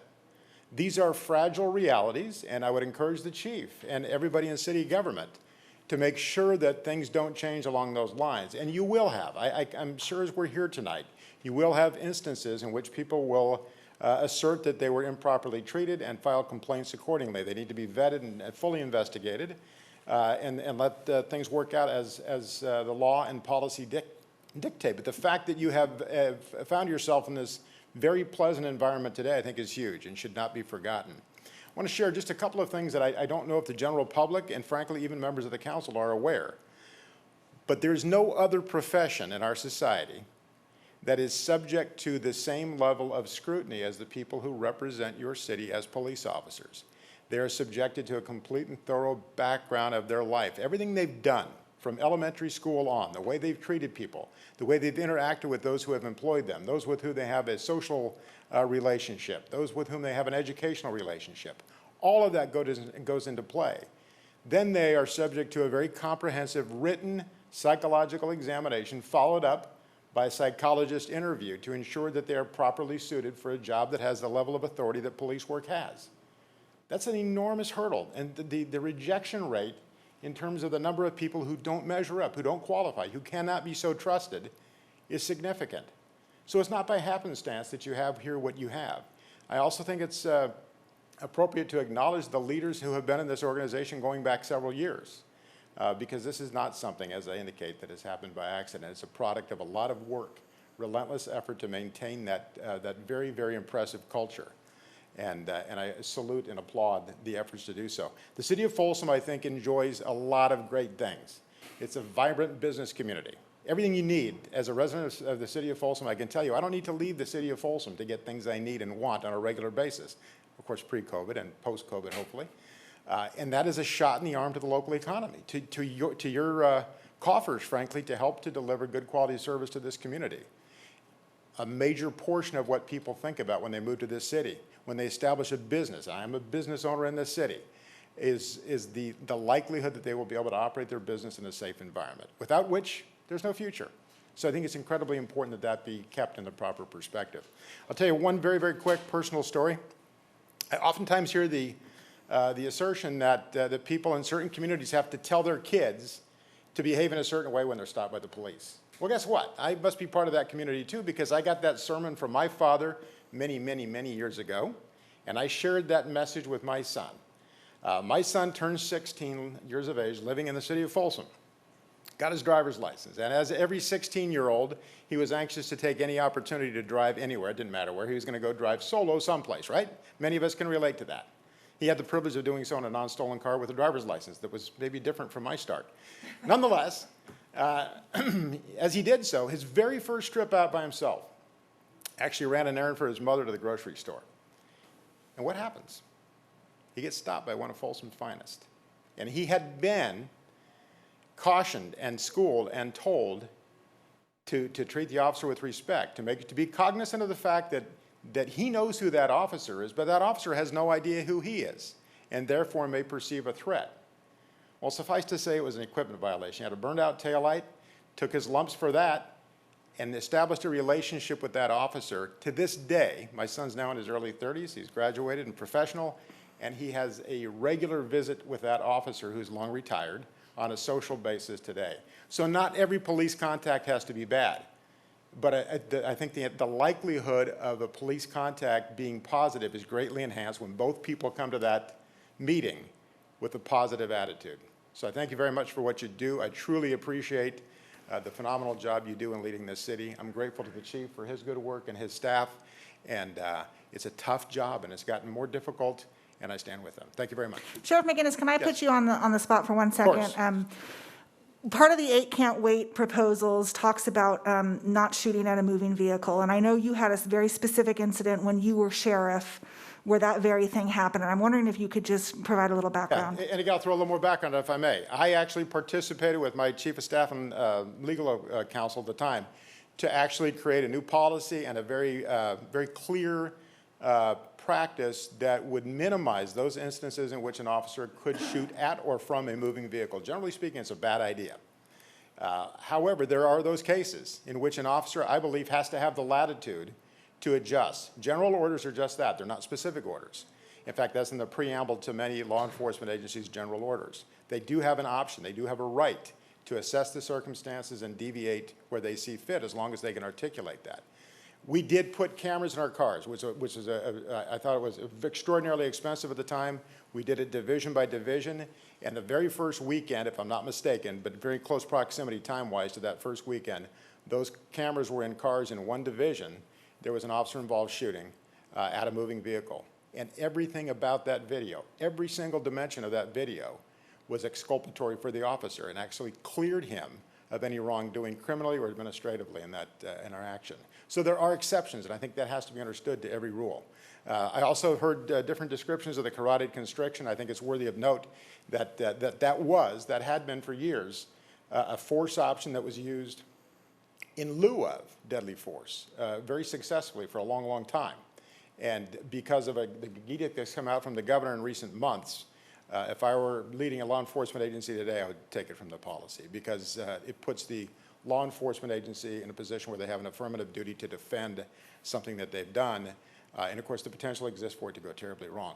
But I appreciate your question, and yes, absolutely, the ability to deviate from general orders based upon the circumstances and the totality of those circumstances is something that every officer has to have the latitude to do in order to be effective. Any other questions? Thank you very much. Thank you. I'm going to ask Chief Hillman to come back up to the podium. I took a couple notes of questions, but while he's coming up, I want to take just a minute to thank everybody who's tuning in, who's on the phone, who's here in person. We appreciate the thoughtful questions. We appreciate the respectful dialogue. This is the way public discourse is supposed to happen, right? I think we agree on more things than we disagree. So thank you very much for honoring the process. Okay, Chief Hillman, there were a couple questions. The first off is, do the volunteers, such as the CAPS folks, do they get anti-bias training? And that's a great question. I'm not sure. Okay. So right now, we don't have any CAPS program going on due to COVID, but it's something to look at, and we will adjust our training. They Okay. usually get little bits of, they get training once a month, so there's something that goes on, and I wouldn't be surprised if they already get that. I'm just not sure, and I don't want to commit to that right now. Okay. And then as far as the implicit bias training for your officers, is that ongoing? Is it a one-time thing? Is it just when they're in the academy, or can you speak a little bit to that? It is ongoing. It is woven throughout our policy manual, and we conduct training each month with half the department. So this past Monday was a training day. Half the department was in training, and I'm not sure what their training entailed, but when they do training, they review policies, and they talk about the treatment of people, and we go through all of our policies during those courses. Okay. Can you speak a little bit about the diversity of our existing officers and if any of them are in leadership roles? And then as far as your recruiting process, do you actively, seek to increase the diversity of the department? Okay. So 80% of the department is white, 13.3% Hispanic. So 10 officers are Hispanic. 2 officers, or 2.7%, are black. 2 are Asian, and 1 is fits in the American Indian, Native Hawaiian, Pacific Islander, and Alaskan Native category. So that's our diversity in the organization when it comes to our sworn staff. Rick, how many female officers do we have? You should have expected that question. I should have, and I always say, and I'm honest about this, is I just look at our officers as officers, and I should go through and count and make sure I have a little note, but I just look at our officers and think of them as officers. I'd say we probably have about 10 to 12 female officers. And if I remember correctly, we also have some officers from the LGBTQ community as well. We do. Okay. We do. And 2 do some great training for us and for other agencies in the region. 2 of our officers do some great training for us. When it comes to leadership, we have one of our black officers is a sergeant with the department. The rest of the breakdown, I would, there's some female officers that are sergeants and corporals with the organization, but going through them, I think that's where we stand. Okay. And then, Can I follow up on that one? How is it when there are openings that you do recruiting? Okay. What is that process? So, I never did answer the recruiting part. The recruiting part is something that we handle through the Human Resources Department. We, as a police department, sign a form that goes over to the city manager's office and the Human Resource Director's office. Once approved, they open it up on, I think it's called NeoGov, which is a website, and we open up for all of our different categories in that system. So that's how we open up our employment opportunities. So people know to go there if they're looking for employment opportunities. And as far as I know, I'm not well versed in NeoGov, but my understanding is that people could go and check that they want to work in law enforcement in a certain region, and that if an opening were to come up, that it would alert them to that. Maybe to follow up with the city manager, is that a job posting site specific to law enforcement, or is that for all of our employment recruiting that we do for the city? NeoGov is for all of our recruiting. Our assistant city manager, HR director is on the line if you want specifics about NeoGov, but it is used, it's a cross-platform recruitment I just wanted tool. you guys to say it 4 or 5 times so that people know where to go. Got it, understood. But we do also post all of our positions on our website and sometimes push them out on social media as well for special needs positions that we're having trouble filling. Thank you.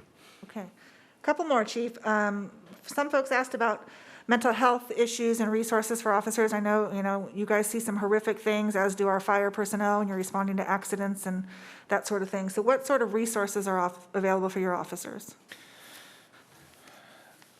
So we have a very, very good law enforcement chaplaincy program.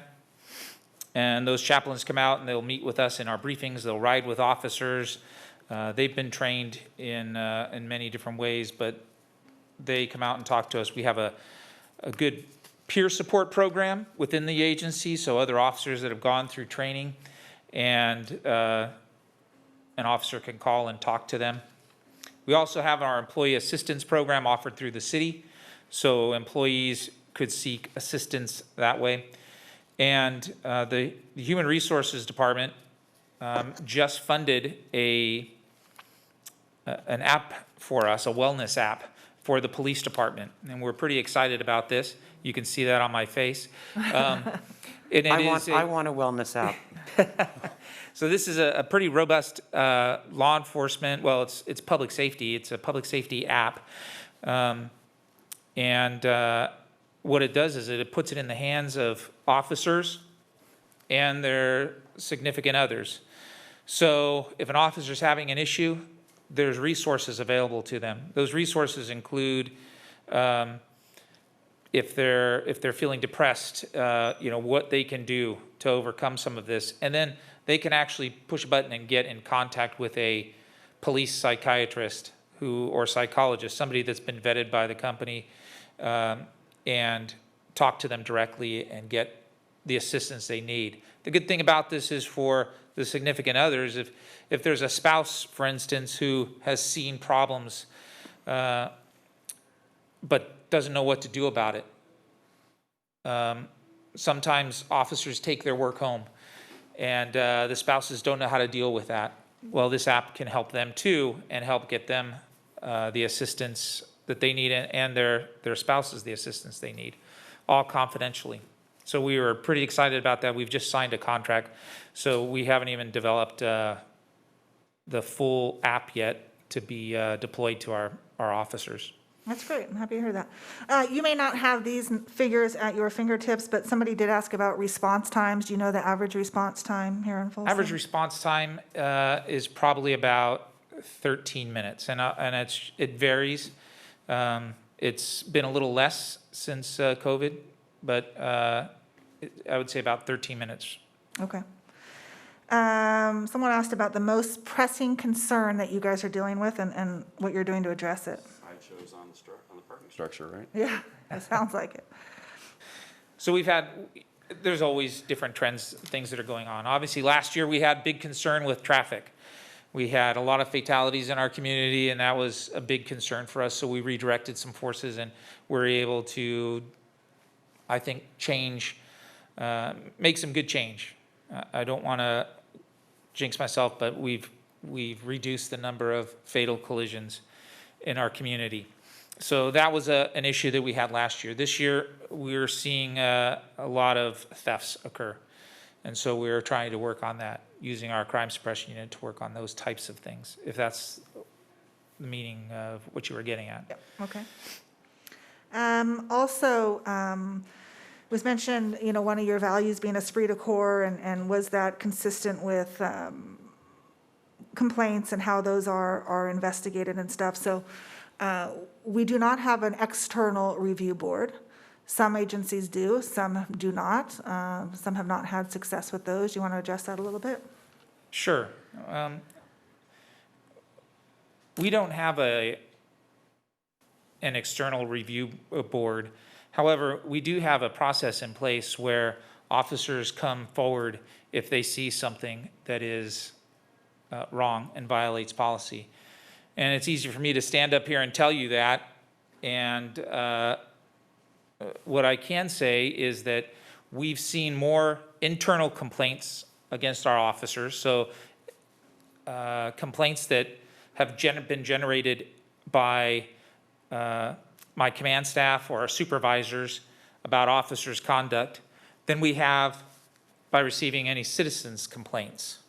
So when I look at overall citizen complaints for the year, separate from uses of force or excessive force,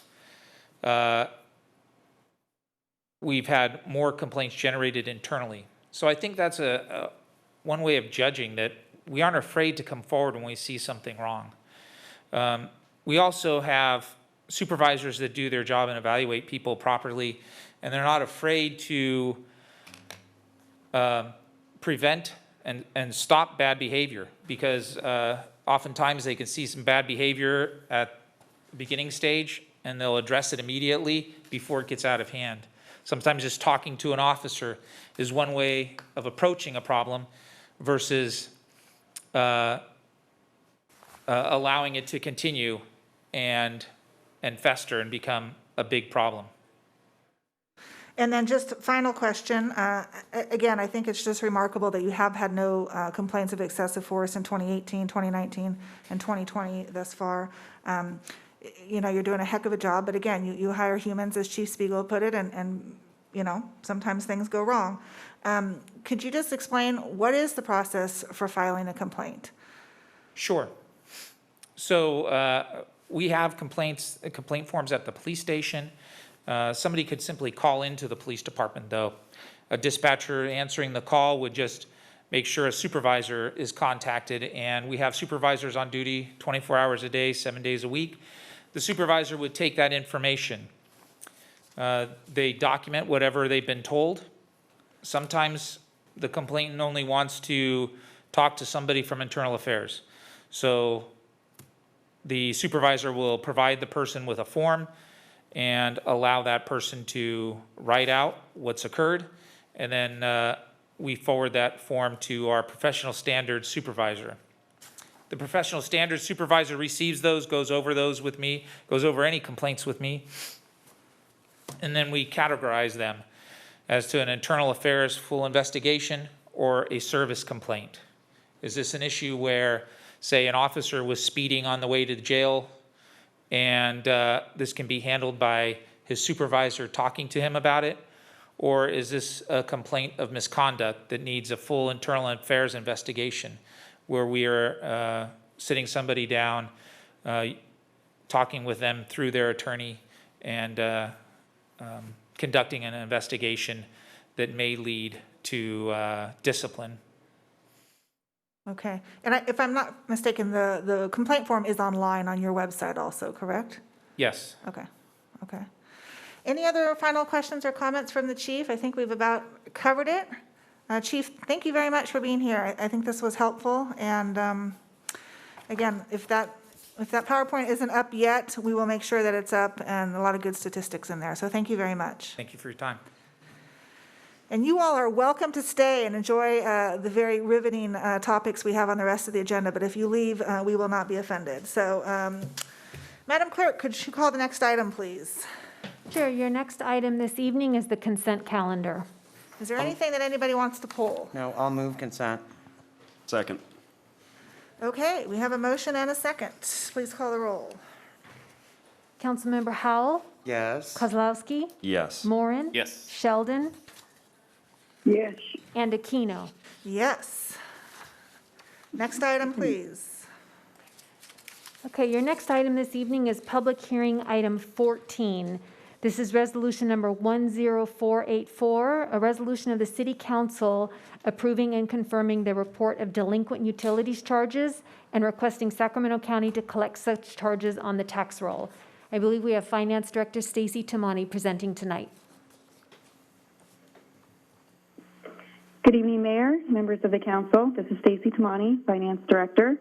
Tonight for your approval, we have resolution number 10484, the resolution of the City Council of the City of Folsom, approving and confirming the report of delinquent utilities charges and requesting Sacramento County to collect such charges on the tax roll. I'm just going to give you a brief overview of this item. There are no slides in the packet for this.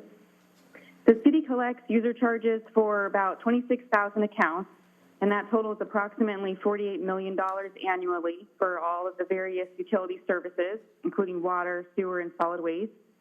And of that approximately 26,000 accounts, we have about 158, or 0.59% of them, that are 60 days delinquent as of June 30th, 2020.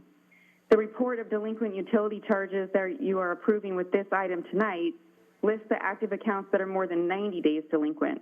And that totals about $24,000 and represents a total delinquency rate of about 0.05%. It's just slightly less of where we were at the same time last year, so not much change. As required for this process, all of the delinquent accounts on the report are at least 60 days delinquent in payment. Each owner has been given at least 2 notices of delinquent payment and potential discontinuance of service. In addition, each owner has been given prior notice of this hearing and the intent to lien their property by a June 10th and June 29th mailing. And finally, public notice of this hearing has been given in the Folsom Telegraph on July 9th and July 16th. Owners that are affected by this may still contact us before September 15th if they wish to avoid having a lien against their property, as the county won't send out the property tax bill with this notice of lien until mid to late October. And as a side note, all of the properties on this list to be liened are accounts that are in the property's name, property owner's name, and they're all vacant. So with that, I'm recommending that you adopt resolution number 10484, requesting the county auditor to transfer these delinquent items to the property tax roll for collection with general property taxes. I'm happy to answer any questions. Any questions for Stacy before I open the public hearing? This is fairly routine. I'd only make the comment that this is routine and we do it every single year. Yep, okay. Go ahead and open the public hearing. Madam Clerk, do we have anybody who wants to speak to this item? You have no request to speak on this item. Okay, then we'll close the public hearing. Do we have a motion? I'll move the resolution. Second. We have a motion and a second. Please call the roll. Councilmember Howell? Yes. Kozlowski? Yes. Morin? Yes. Sheldon? Yes. And Aquino. Yes. Next item, please. Your next item is public hearing number 15. This is resolution number 10498. I won't read all the titles for you, but this is for the L&L districts within the city of Folsom. Presenting this evening is going to be Landscaping Services Manager Zach Paris. Good evening, Mayor Aquino and members of the council. My name is Zachary Paris. I am the Municipal Landscape Services Manager for the city of Folsom. For you this evening is a final engineer's report for fiscal year 2020-21 that encompasses all 29 lighting and landscaping districts within the city of Folsom. The final report presented to you is identical to the preliminary report that you received and approved on our meeting on May 12th earlier this year. The assessments proposed in this year's report are the same as last year's fiscal year 2019-2020, with the exception of 2 districts. The 2 districts in question are Willow Creek Estates East number 2 and Broadstone number 4. Both of these districts had assessment reductions built into them when they were formed, and they are both effective this year, and as such, they will be reduced accordingly. Beyond the 2 districts I just mentioned, there were 9 other districts that had built-in escalators or CPIs that they were eligible for this year that we did not utilize. The landscaping and lighting districts are currently busy maintaining our streetscapes, mini parks, and other district assets.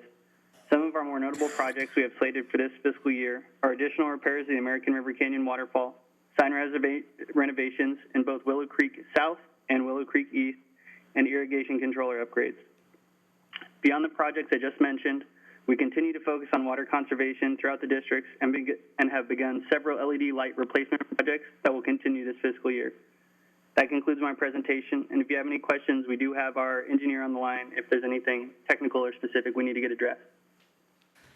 Any questions for staff? Okay, I'm going to open the public hearing, and I know we have Mr. Burks here to speak, so welcome. Good evening, Mayor. Nice to see you again. Members.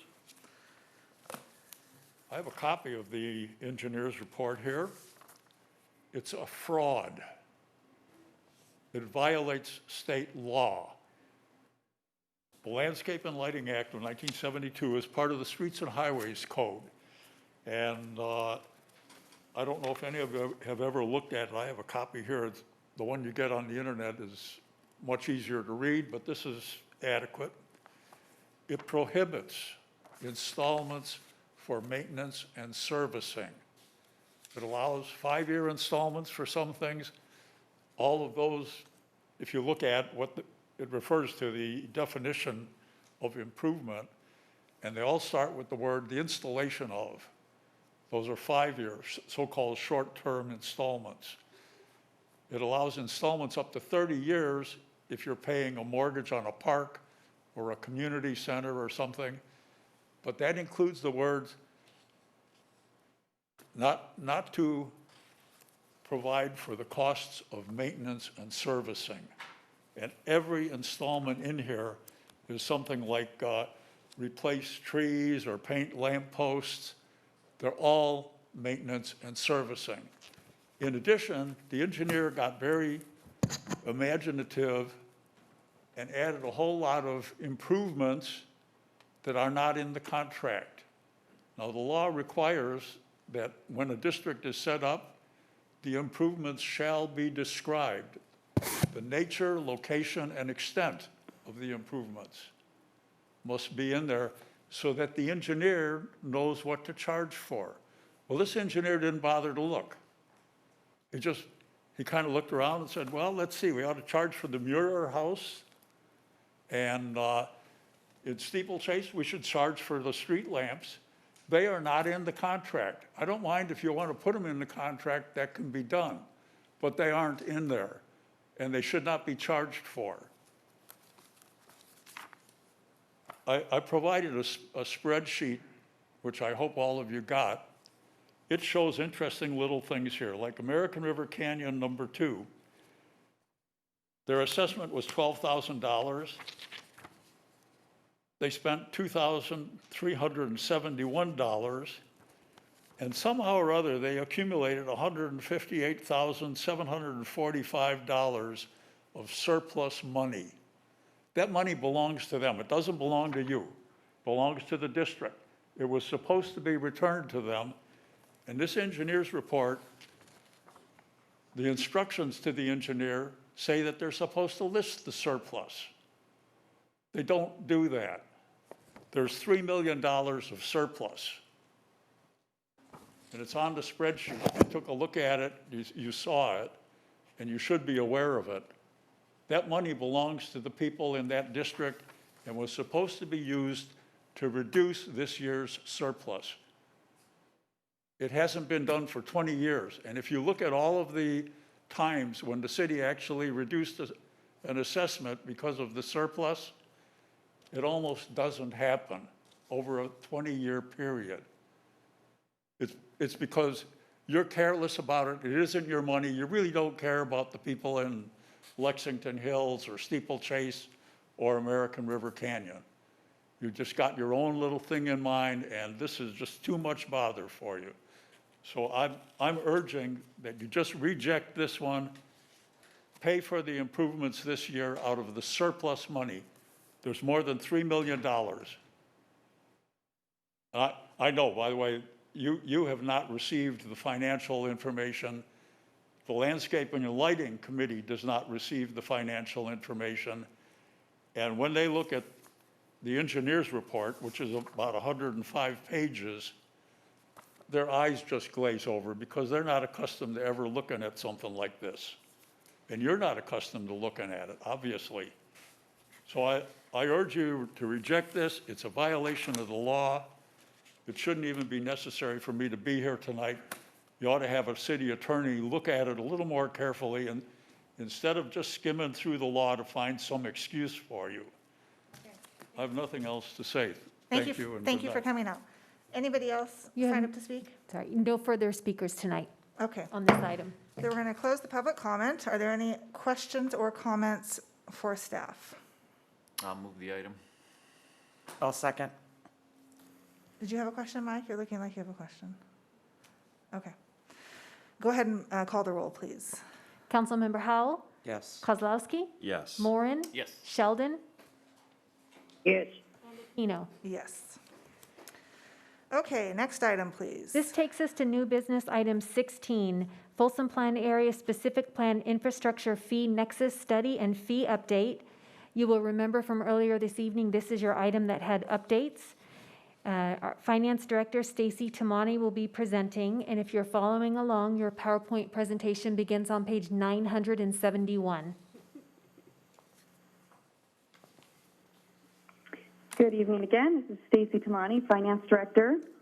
You have two documents included with this item. Resolution number 10491, which is adopting the Nexus Study fiscal year 2020 and 21 update for the Folsom Plan Area Specific Plan Infrastructure Fees, which is known as the SPIF, and setting the updated amount of the SPIF fees. And the second item is the introduction and first reading of ordinance number 1307, amending the sections of the municipal code that pertain to the set-aside component of the Folsom Plan Area Specific Plan Infrastructure Fees. We will move to the first slide of the presentation, which is page 972. For background, the Folsom Plan Area Specific Plan Infrastructure Fees, the SPIF fees, are collected and they allow us to equitably spread the cost burden of all of the infrastructure in the plan area among the developers. So just for an example of that, if I'm the first developer in the area and I have to put in the sewer line, I'm the one responsible for putting it in, and I also have to finance it. But my share of the total cost of that may only be about 10%. So what this fee program does is the fees are collected from the other developers, and then me as the initial developer would have a credit to that fund to get reimbursed for anything that's in excess of my fair share. These are fees that the developers pay, and then it's split back up among the developers for that infrastructure cost so that it can be equitably shared among all of the developers. These fees were initially approved in September of 2015 for sewer, water, storm drainage, roadway improvements, and habitat mitigation. It was updated again in 2018, and the 2020-21 update before you now documents the required nexus findings in order to implement the updated SPIF program. We'll move on to the next slide on page 973. The development agreements allow for adjustments to these fees through land use changes. They also allow for inflationary adjustments each year and other adjustments based on estimated costs of construction or acquisition. The Nexus study for fiscal year 2020-21 was done at the request of the landowners in the plan area to update the construction cost estimates used to calculate the SPIF fees. And this was done in lieu of the construction cost index update because that CCI have actually increased, the construction costs have actually increased faster than the CCI. And so in doing this, it will better align the fees with the actual cost for construction of these public facilities. If you approve this Nexus study tonight, the approved fees will become effective on August 1st of 2020. And we will move forward to the next slide, page 974. This slide shows the proposed updated fees. It does not include fees for Folsom Heights. They have a little bit different schedule. But the fees are broken down by use, just like other impact fees, between residential and non-residential.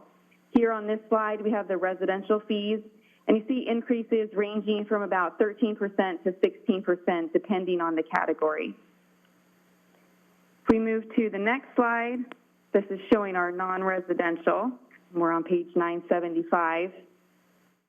And these also had similar increases, about 16 to 17%, depending on the category. And we can move forward one more slide to page 976. In coming up with the proposed fees, the Nexus study was updated to reflect remaining land uses, incorporate actual costs of construction, update the remaining infrastructure fee facility costs, and also create a new SPIF water treatment plant set-aside fee, which I'll discuss in the next slide. And it also incorporated the annual SPIF fee update. We'll move forward one more page, page 977. The SPIF program already includes certain set-asides. The first is for portions of Phase 1 and Phase 2 sewer and water improvements. We have another for off-site roads, and we're proposing that a new set-aside be incorporated for a portion of off-site water improvements, and this will be called the Water Treatment Plant Set-Aside Fee. Move forward one more slide, page 978. The Nexus study already anticipated the approval of this third set-aside fee. The off-site water treatment plant costs were included in the SPIF in order to reimburse the city for a portion of the Folsom Plan Area's share of the costs that were incurred by the city already for changes at the water treatment plant to accommodate growth, future growth in the city, and then also in the plan area as development occurred. And what we have a need for is to create a mechanism in order to reimburse the city for that off-site water treatment plant improvements, and creating this set-aside is the recommended mechanism in order to do that. The first step in order to implement the set-aside fee is to amend Section 3.130.01 JJ and 3.130.030E1C of the Folsom Municipal Code, which pertains to the set-aside component of the Folsom Plan Area SPIF fees. And that will allow us to include the collection of such fees after that is adopted. These amendments are included in the ordinance that you have before you, number 1307, which is being introduced tonight. And then the opportunity for the second reading and the adoption, along with the opportunity to actually approve this set-aside fee, will be brought to you at your next meeting. And with those approvals, then this set-aside fee will be included in the SPIF fees, and we'll be able to collect it at building permit issuance. Just move forward to the last slide. So in conclusion, after your public hearing, we recommend the approval of resolution number 10491, and then the introduction and first reading of ordinance number 1307. Thank you, and happy to answer any questions. And we also have our consultant on the line that develops the Nexus study if you have any questions for him. Okay, any questions for staff? She mentioned a public hearing, but it's not listed that way. It's not. He's saying yes, and you're saying no, so. Just introduction and first reading. I'm sorry. I'm nodding because you're speaking, Madam Mayor. Okay. It's not a public hearing. There It's is new no business. public hearing, but if somebody from the public wants to speak, we're happy to hear from you. And if they don't, It doesn't look like anyone is clamoring to speak. okay, I'll move resolution 10491. Okay, As amended by the update. yes. Right, and then I'll move the other item separately. We need a second. Second. Okay, we have a motion and a second on resolution number 10491. Call the roll, please. Council members Howell, Yes? Kozlowski, Yes. Moran, Yes. Sheldon, Yes. and Aquino. Yes. And I'll move the introduction and first reading of ordinance 1307. Second. Okay, call the roll, please. Councilmember Howell, Yes? Kozlowski, Yes. Moran, Yes. Sheldon, Yes. and Aquino. Yes. Next item, please. Okay, your next item this evening is item 17, housing element update and direction to staff with a report on stakeholder outreach and rezone strategy to meet Folsom affordable housing needs. Presenting this evening will be City Consultant Chelsea Payne with Ascent, and if you're following along, your PowerPoint presentation begins on page 995. Hello, Chelsea. Thank you for your patience. Mayor Aquino and members of the City Council, this is actually Pam Johns, Community Development Director. I'm going to give a few introductory remarks before Chelsea gives the presentation. I just want to let you know that the team's here to provide you with an update and to request your input and direction on a few key policy issues related to the rezone strategy. And we're doing this in order to meet the city's allocated housing targets for this next 8-year housing cycle. Our consultant team from Ascent, led by Chelsea Payne, will go through the presentation, and she's going to give you an update on the, where we're at in the process over the last 3 to 4 months, and importantly, the progress to address the current shortfall of multifamily zoned land. As a reminder, multifamily zoned land allowing at least 30 units to the acre is what the state assumes is necessary to provide opportunities to meet our housing targets for lower income households. We're required by law to have enough zoned land to meet our local allocation for all affordability levels during the 8-year period. New for this cycle, we're also required to track and maintain an adequate supply of land for those housing targets throughout the entire period. Unlike past housing cycles that some of you may have been involved in, it appears that we will have enough zoned land for higher density housing to meet these requirements with the rezoning to implement the general plan and other voluntary rezones. And Chelsea's going to explain that in more detail in the presentation. However, our rezone strategy and the degree of buffer beyond that minimum requirement will depend on City Council policy direction on a few key topics. And as such, we're asking you to weigh in on those at this early stage to inform the specific rezone strategy that we will bring back to you in September as part of the housing element update. So those questions are, number one, does the City Council support increasing allowable densities beyond the current maximum of 30 units to the acre within key areas of the city? Number two, we're asking, does the City Council support increasing the current dwelling unit count in the Folsom Plan area in order to meet our regional housing needs allocation? And we've asked them to do that. Number three, does the City Council want to entertain an expansion to the existing inclusionary requirement to apply to rental housing in addition to for sale housing? So we're going to go through some background information on each of those items and ask for your input. With that direction, as appropriate, we'll move forward as on the schedule I just described. And as a reminder, once we get the city's authorization in September to proceed, we'll submit our housing element update draft to the state for review. They have about 90 days to review and comment. And then in the first half of next year, we'll be updating our draft housing element to incorporate any necessary revisions that are directed by the state and to conduct environmental analysis, which at that point would include specific rezoning of property. So again, this is an early stage, and we're asking you for policy direction and input that's going to inform primarily the rezone strategy. So with that, I'm going to turn it over to Chelsea to go through the presentation. Thank you for letting me interject. Thank you, Pam. All right. Thank you very much, Pam. Good evening, Mayor Aquino and members of the council. I'm Chelsea Payne, Director of Urban Design and Planning with Ascent. My presentation tonight starts on page 995 of the agenda packet. Moving to the next slide on page 996.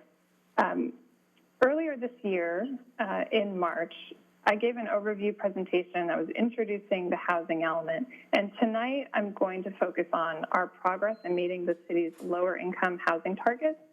And as Pam said, get your feedback on some potential strategies for meeting those targets so we can keep moving forward with this housing element update.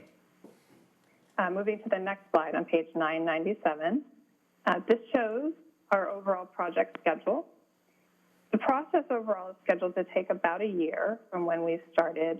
And over the past several months, we've been focusing on identifying sites to meet the regional housing needs allocation, or the city's housing targets, and engaging with the community on housing issues and strategies.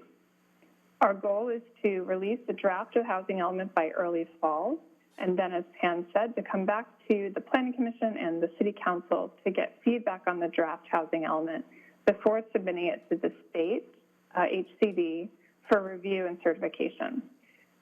We'll go through a process of reviewing the housing element to address the state's comments, and then we'll be back to the City Council for adoption next spring. The adoption deadline for the housing element is May 15th, 2021. Moving to the next slide on page 998.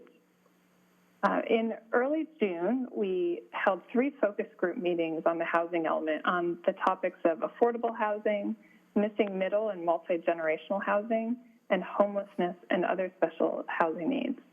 We invited various stakeholders, including affordable housing advocates, affordable and market rate developers, homeless service providers, and other representatives to engage in a dialogue on issues and strategies for the housing element.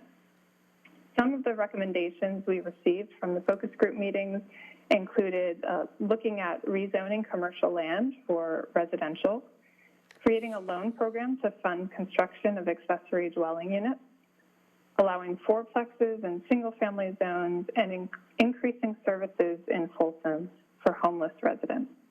A summary of all of the focus group meetings can be found on the project website at folsomhousingelement.com. Moving to the next slide on page 999. This page shows some of the preliminary findings from an online survey that we distributed to the community. The survey is scheduled to run through the end of this week, July 31st, and so far we've received over 400 responses from community members. A link to the survey can also be found on the project website at folsomhousingelement.com. So far, as of when we put this together, we've heard a range of opinions on housing needs. While 46% of people said that housing affordability is a top concern, 30% said that there's too much housing or too many apartments.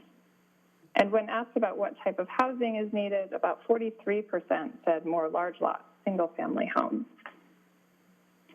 We've asked for community feedback on a range of housing strategies to meet the RHNA, and there was higher support for increasing housing near employment centers, building more accessory dwelling units, and building multifamily near transit.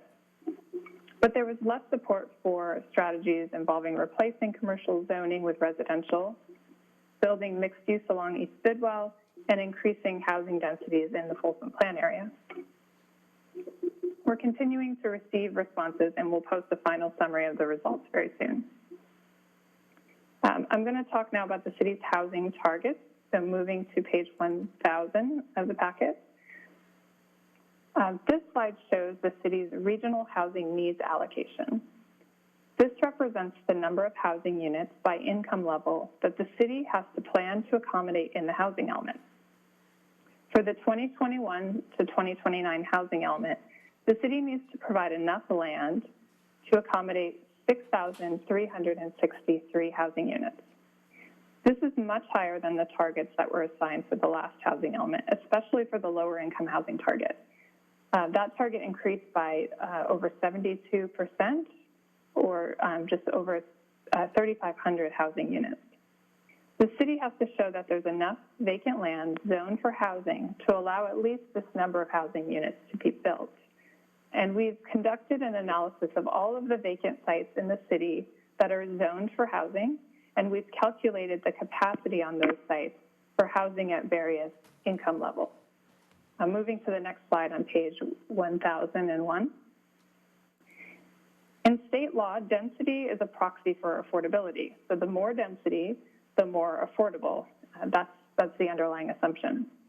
Now, vacant sites that have single-family zoning are generally considered to meet the above moderate income housing need.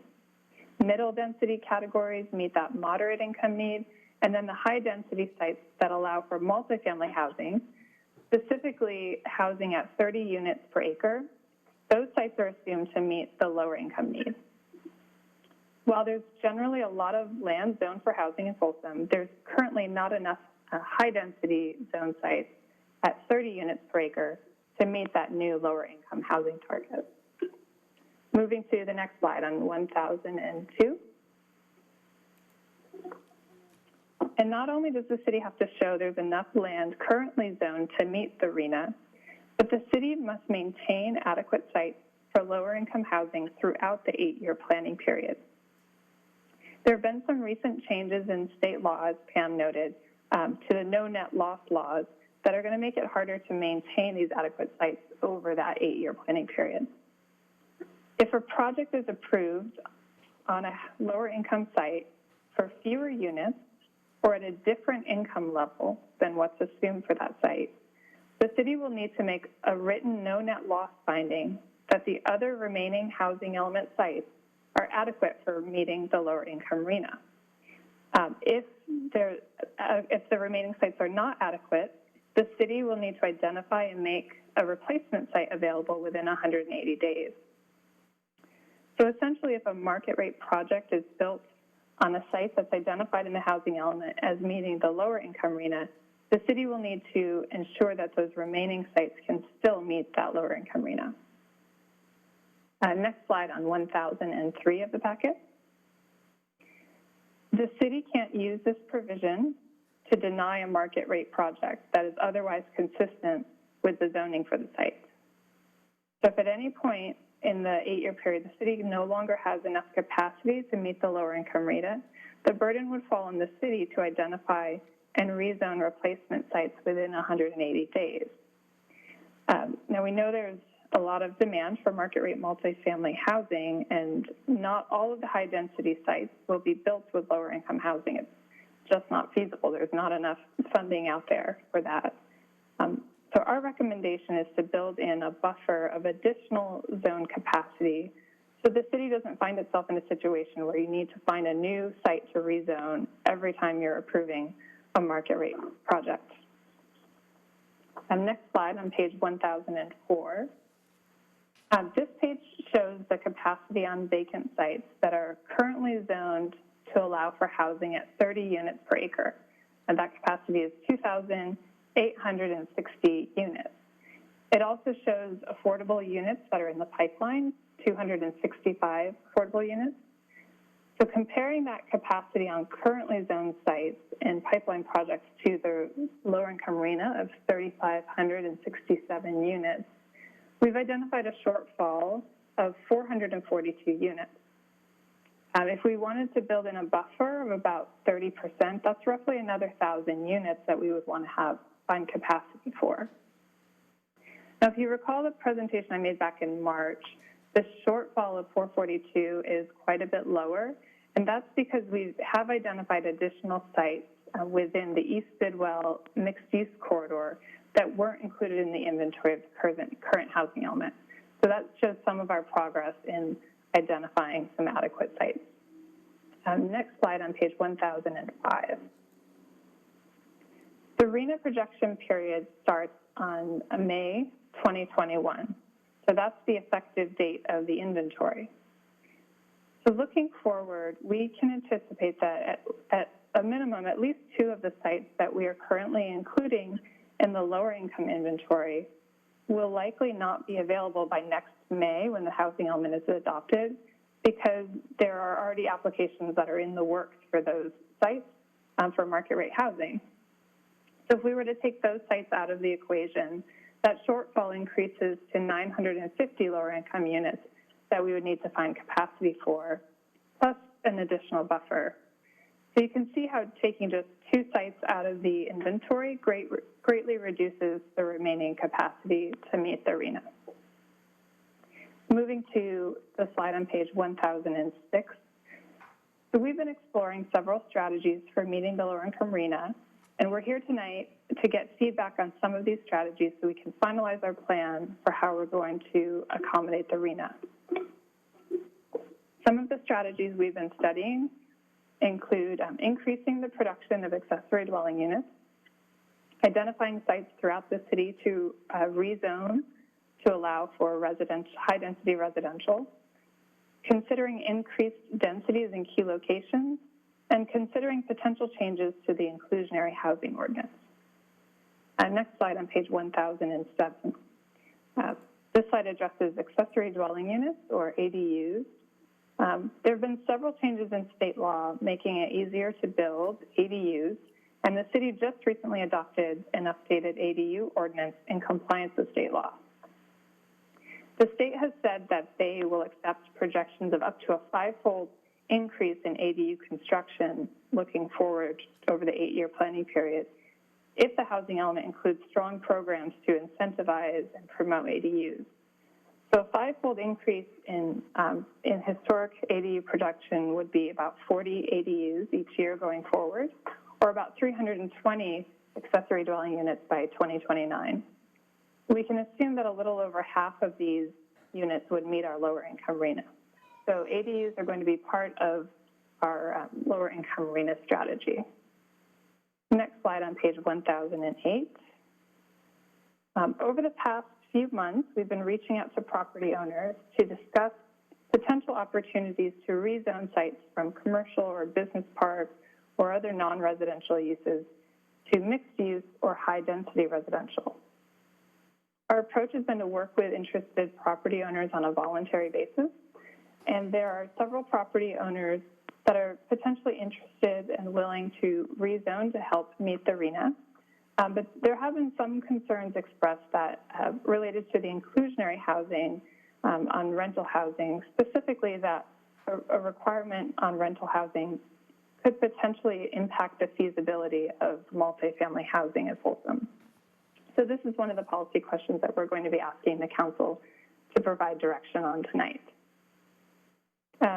Next slide, please, on page 1009.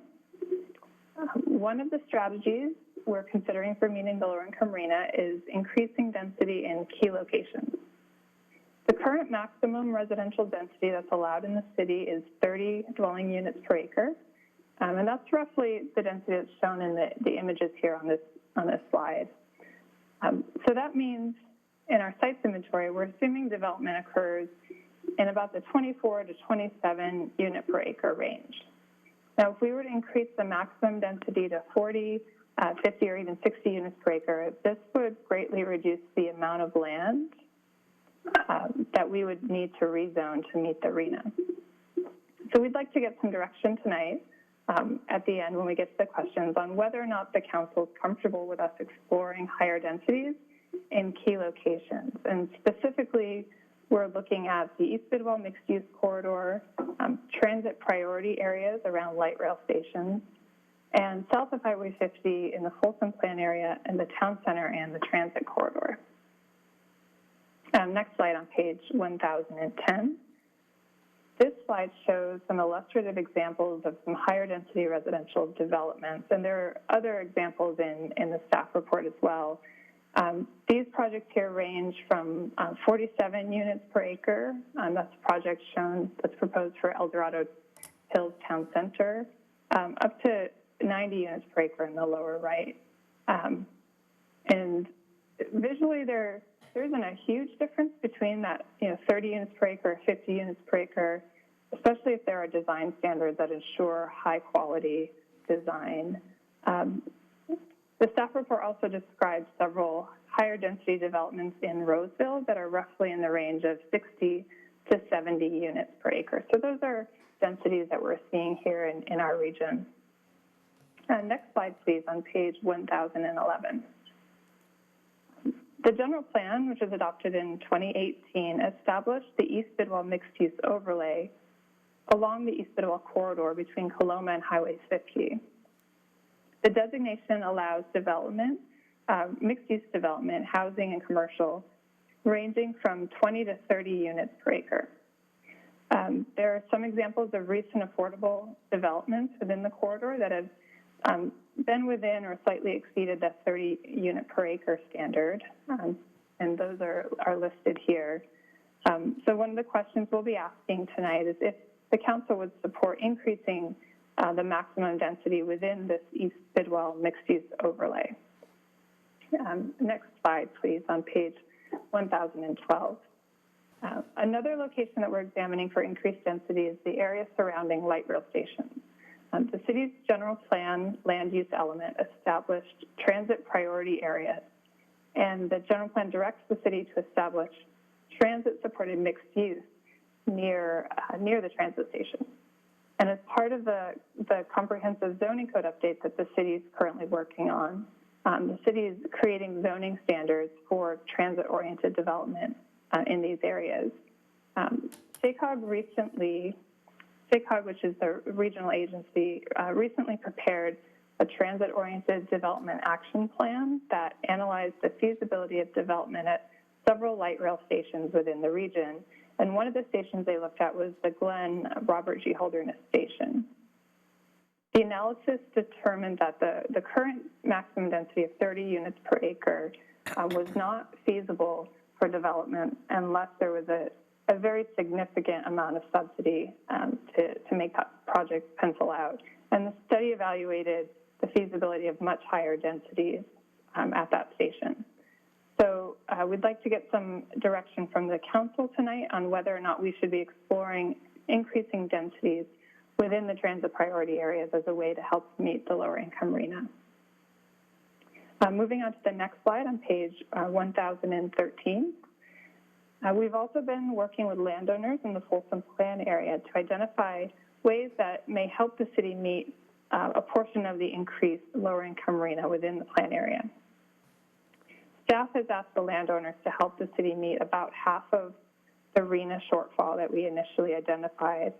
And we've had several meetings discussing a range of options. And the current proposal from the landowners includes a proposal to increase the densities in the town center and the transit corridor in the range of 30 to 40 or 30 to 55 dwelling units per acre.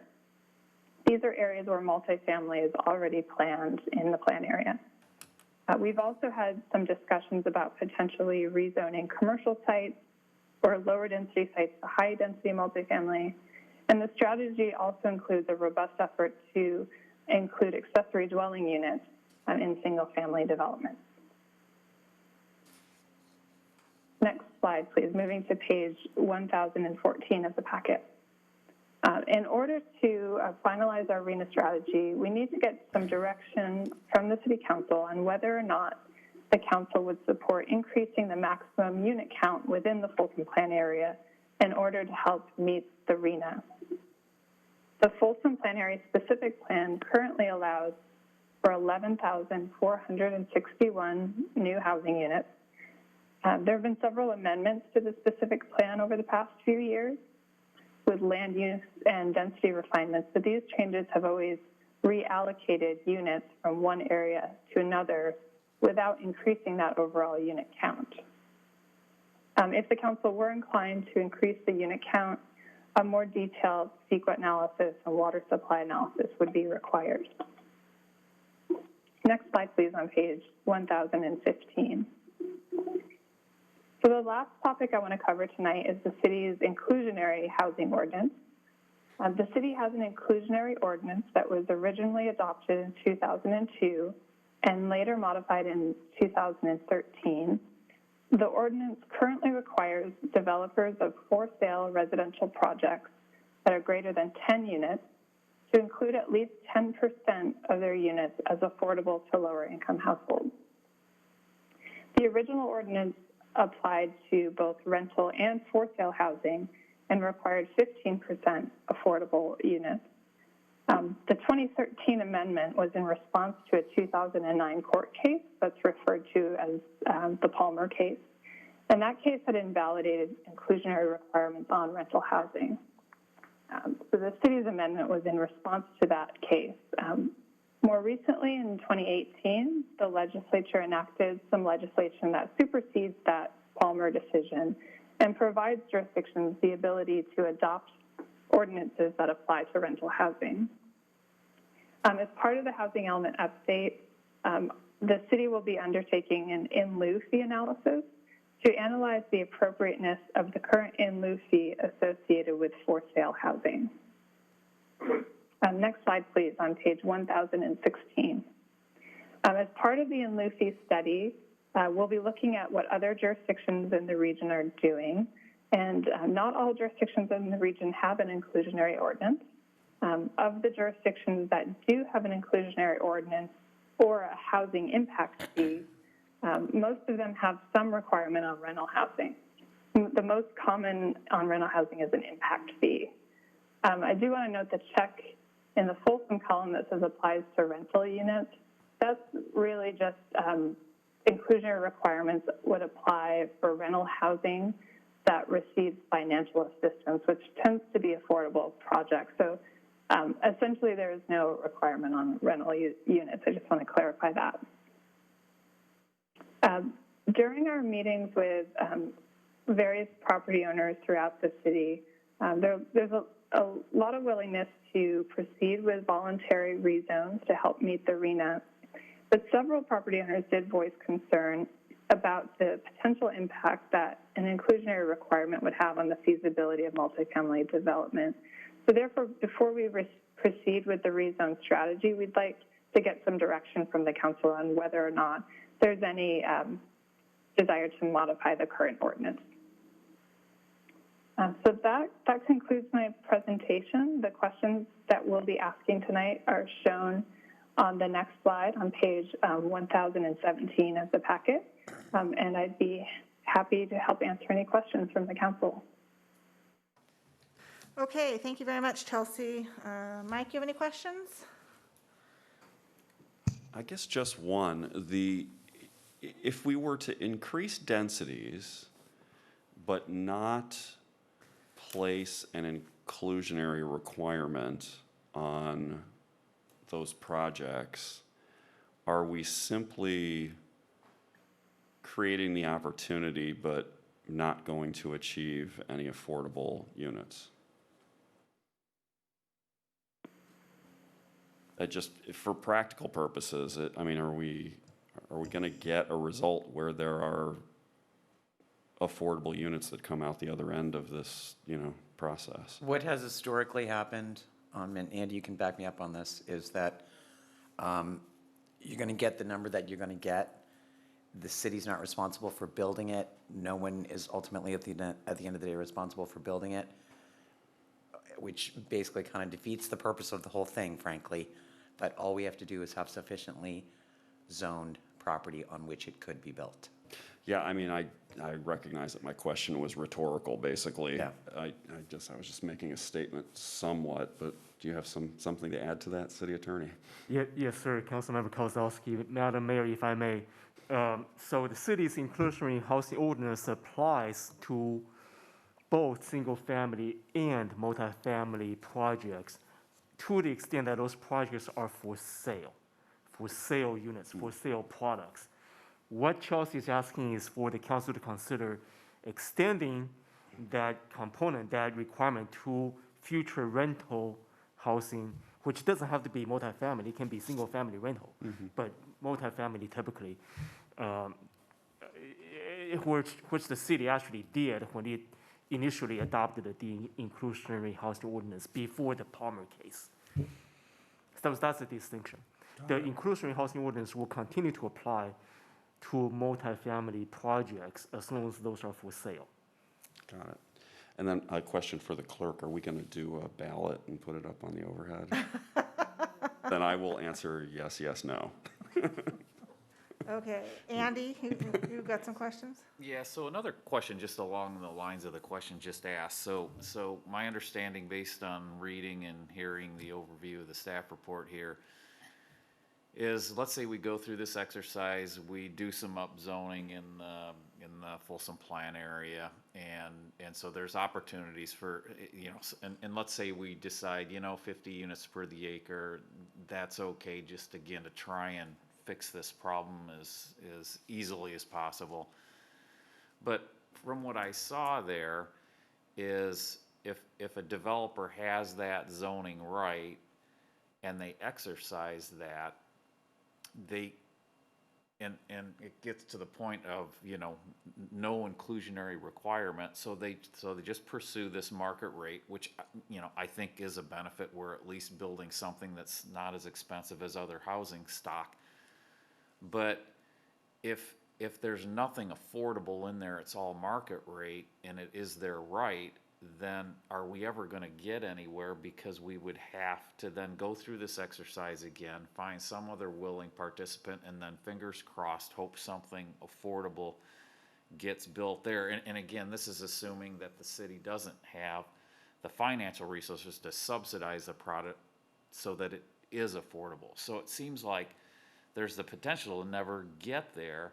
And it seems like the safest thing is, and I remember this from exercises similar to this 18 years ago now, is, you mentioned like the light rail station area where there's at least, I don't know if it's an acre, even an acre or two, that is city-owned. City-owned property, you can, the discretion is at the council level as far as just maintaining that in perpetuity until you have an opportunity to build something affordable there. So it just seems like, with the no net loss clause, you could every 180 days be chasing your tail, so to speak. So am I fearing the wrong thing, or could this happen? That's a really good maybe we need comment, 1,000 units per acre on that 1 acre. Allow me to put it this way, Madam Mayor, if I may, the council can choose to upzone up to the maximum everywhere throughout the city, yet we may not have one single affordable housing built. It's entirely possible because we cannot force people to build. All we are required to do, and the council has done very well throughout the years, is to comply with RENA, but encourage development of affordable housing, which the city has done an amazing job. Looking back years, we have been able to assist, attract, and also actually see actual construction of affordable housing units, very nicely built projects as compared to some of our neighbor jurisdictions. So that's what we can do. We just cannot force people to actually build.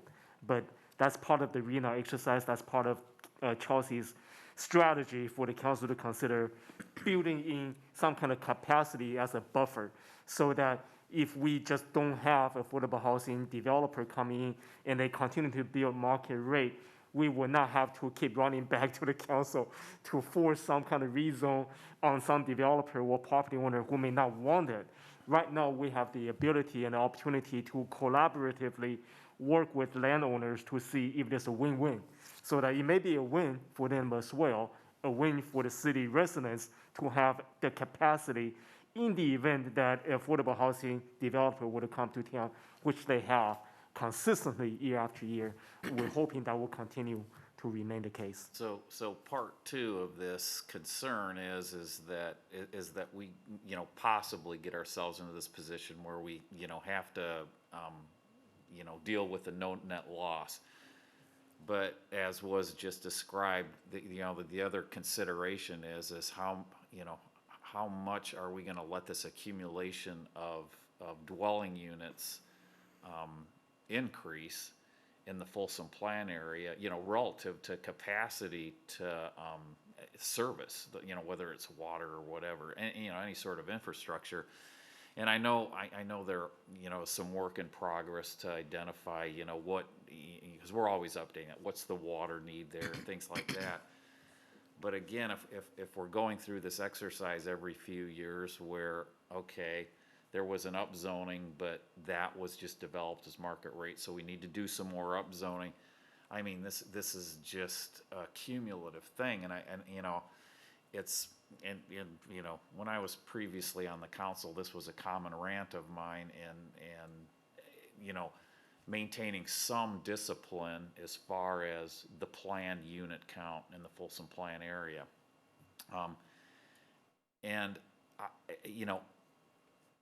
If these are one-time things, you go, well, okay, and it is, you're looking for a win-win. But boy, you can kind of envision this process where, this could be done every couple of years, and okay, we need to add another couple hundred units because now we need to do this. So that's a concern. I don't know if there's, I don't know how much. There's no end in sight, and the state is already being unreasonable. Right. So, yeah. And that's the difficulty. We just keep getting caught with the state of California changing, moving the boundaries like they do on just about everything else. Right, and I But think. with regard to the water specifically, I did have that conversation today. And I think, Andy, you might remember that the original number, before we went into the actual planning and started looking at maps in the plan area, the original number was 12,000. This proposal only adds another 500 and change units. And if they're predominantly going to be multifamily, if you take collectively the effect of the drought, the significant decrease that continues in water use in Folsom, then my understanding is that the water is not, it's not even a question. Yeah. You still have sufficient water. Yeah, I kind of get that, that's kind of almost a sustainability issue just related to water resources, and we get better and better at more efficient use, recycling, and all that. But just general infrastructure, what can our roads handle? And, there's arguments to be made there. Are people going to work as often someplace else as from home? So you can start to make arguments, and life changes, and it's certainly changed dramatically in 6 months, the last 6 months. So I can see arguments where, adding some housing counts there is, we have to solve this problem. But it just looks like this could be a continuum, and, you know, and I'd be interested in, and again, some of the work that I know is in progress, and, you know, some of the departments, as far as we kind of need a reanalysis of, because it does change. So, but I, you know, I do get, you know, adding, you know, a couple hundred units or whatever.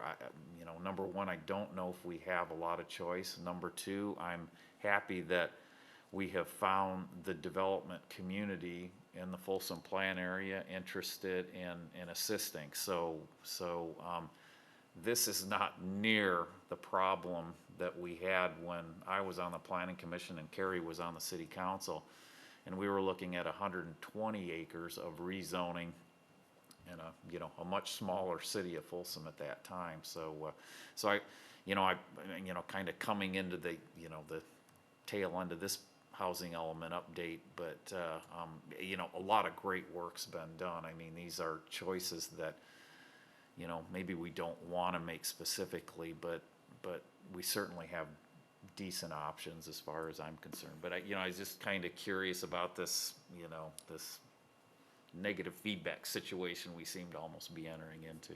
And I guess Mike said yes, yes, no. I would say on item number one, I don't want to be Mountain View. I don't really want to see anything go over 60 without the council having final authority over that. So 60 would be my maximum, where right now the recommendation is transit priority areas up to 80 units. I'm willing to deal with the relatively modest increase in the maximum unit count south of the freeway. And I wish there was a better answer for 3, but I understand where the development community is coming from.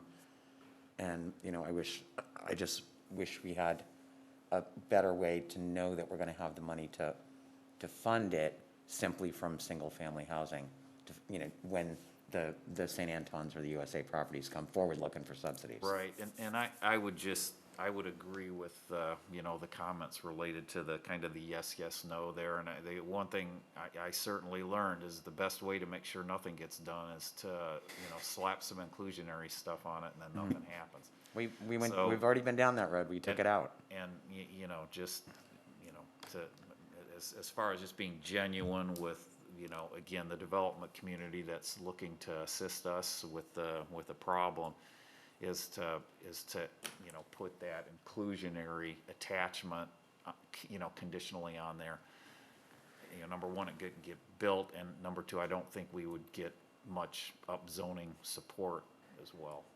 So yeah, I'm, you know, with Mike and Kerry on the kind of the yes, yes, no as far as the secret ballot. Ernie, do you have any questions or comments?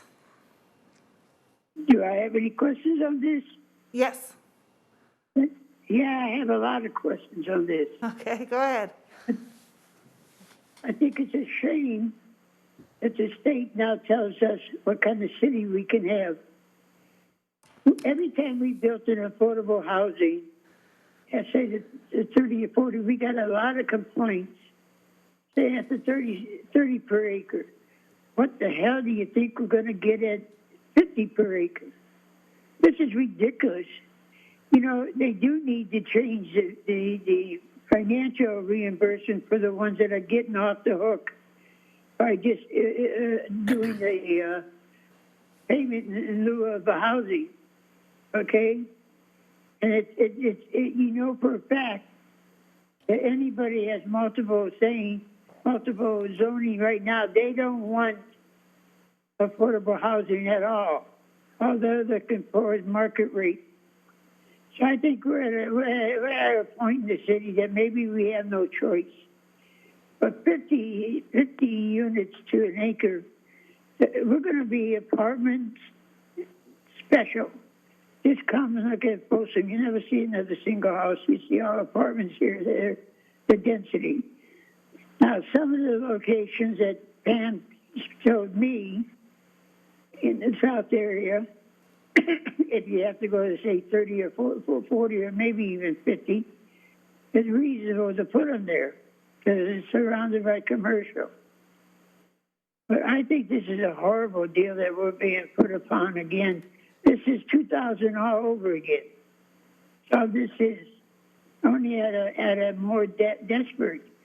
And the point is obvious that the only person can deliver to the city, the only organization in construction that can deliver something for your money is those that do affordable housing only.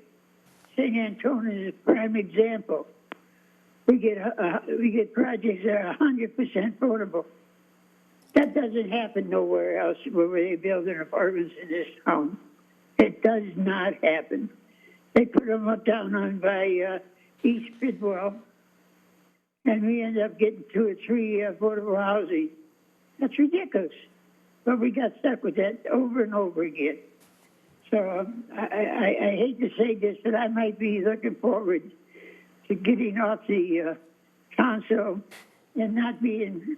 I try to put people in the houses, the affordable people that have low income, to give them a house, okay?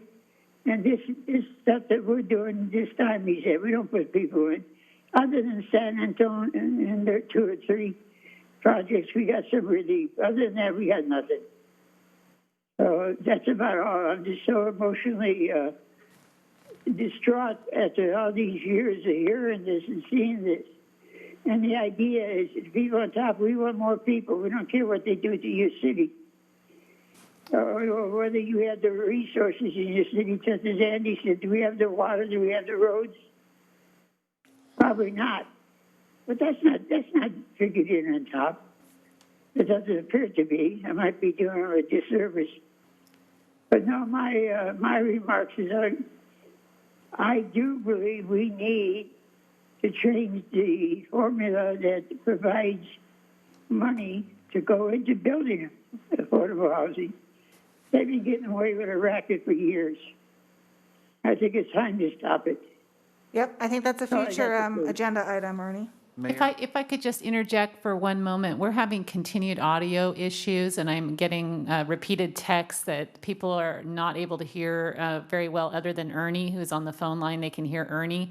So if I could ask everyone to pull your microphones very obviously right to your mouth and speak as loudly as possible, because it's a struggle right now. Thank you. Thank you. Mayor, I just had one last thought, idea maybe, is again, it kind of gets back to this, you know, with city-owned property, we have the luxury of, time to try and work out, funding and subsidy sources to build 100% affordable projects. And I'm not sure how much is in our housing trust fund these days and if things have been allocated, but is there a potential strategy where we could pay, market rate for a piece of property using housing trust fund money, and let's say it's in the Folsom Plan area or something, so that the landowner is not being asked to subsidize anything themselves except all the in lieu fees that they do with the market rate for sale housing. But is that a potential strategy where we look to acquire property that we can own and then don't have to worry about it being developed and then dealing with the no net loss? I mean, is that I think that would be a subject for the next discussion that we have on this, because it's really dealing with how do we deal with item number 3. Right, but I'm just trying to look at some sort of a firewall to having to cycle through this repeatedly when I'm watching at some point a future city council. We would have to develop something like 6,000 affordable units.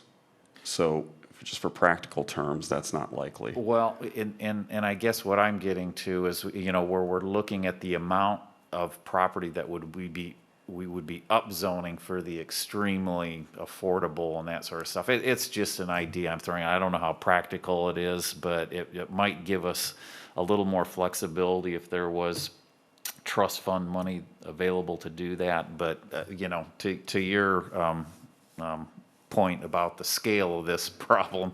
It's, maybe it's just, you know, not enough to And I think the other be thing that, worthwhile. I don't know how much money's in the trust fund right this moment, because I know that we did just not long ago allocate more money to the 75 units that are gonna be built at Blue Ravine and Oak Avenue. And, you know, we've already done Greenback, we've done Sibley, we've done East Bidwell across from Sutter Middle. And, you know, again, it's all of what's been done has either been done by St. Anton or USA Properties. But I think the number that I heard earlier today is the new single-family housing south of the freeway is going to generate something on the order of another $40 million over some time period. Okay, sorry to belabor some of those No, thoughts. you're fine, but Mr. McDougall has been waiting very patiently for a couple hours now. Thank you, Madam Mayor. If I may, I got to take this down. I can't hear myself. No, you're talk, fine. So I just won't get too close to the microphone. Thank you, Mayor, council members. My name is Mike McDougall, representing Westland Capital Partners, who's the majority landowner right now in the plant area. We've been working very closely with Pam, Scott, Stephanie, and Chelsea. Fantastic staff and support you have there. So it's been a very collaborative and positive process from the beginning. So I just really got to give you kudos for that. It is an untenable position what the state puts us in. If we were here when the plan was adopted, the original plan, we had built in 700 units of capacity above and beyond our arena so that we could have market rent, high density product to develop. That's what we had wanted. And now to have all of that surplus gone.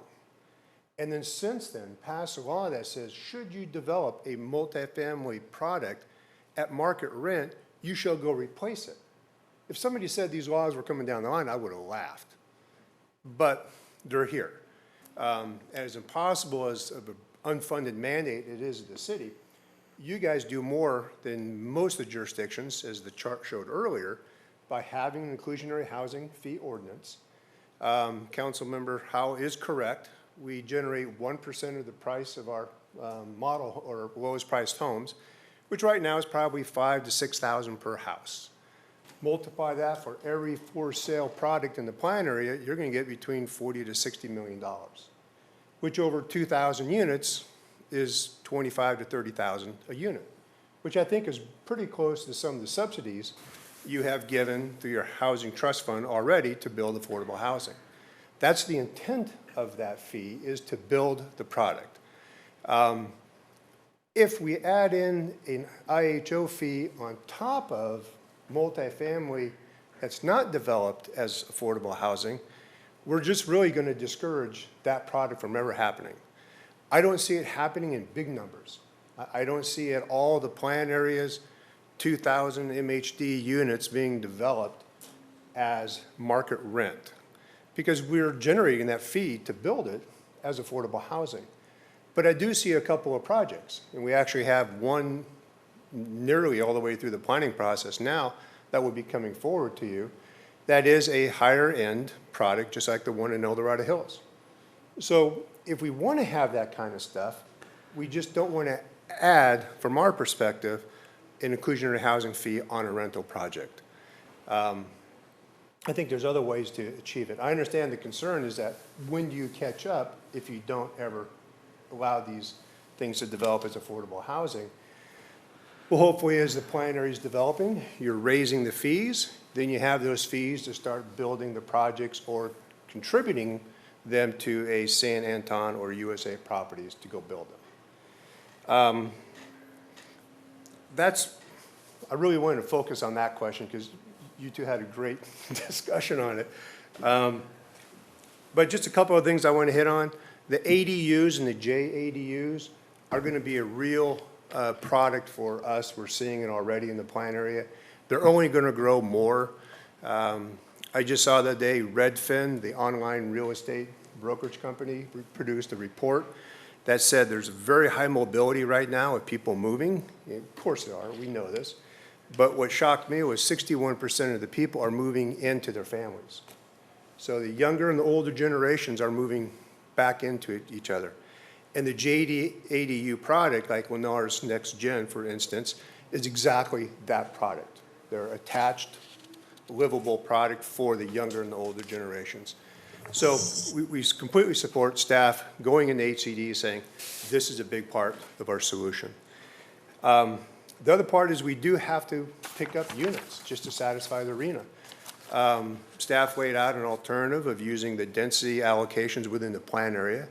We have concerns with that because it takes single-family and multifamily low-density product that otherwise is essential to fund the infrastructure, and we're allocating it to a multifamily high-density project that doesn't have the sensitivity to carry those burdens.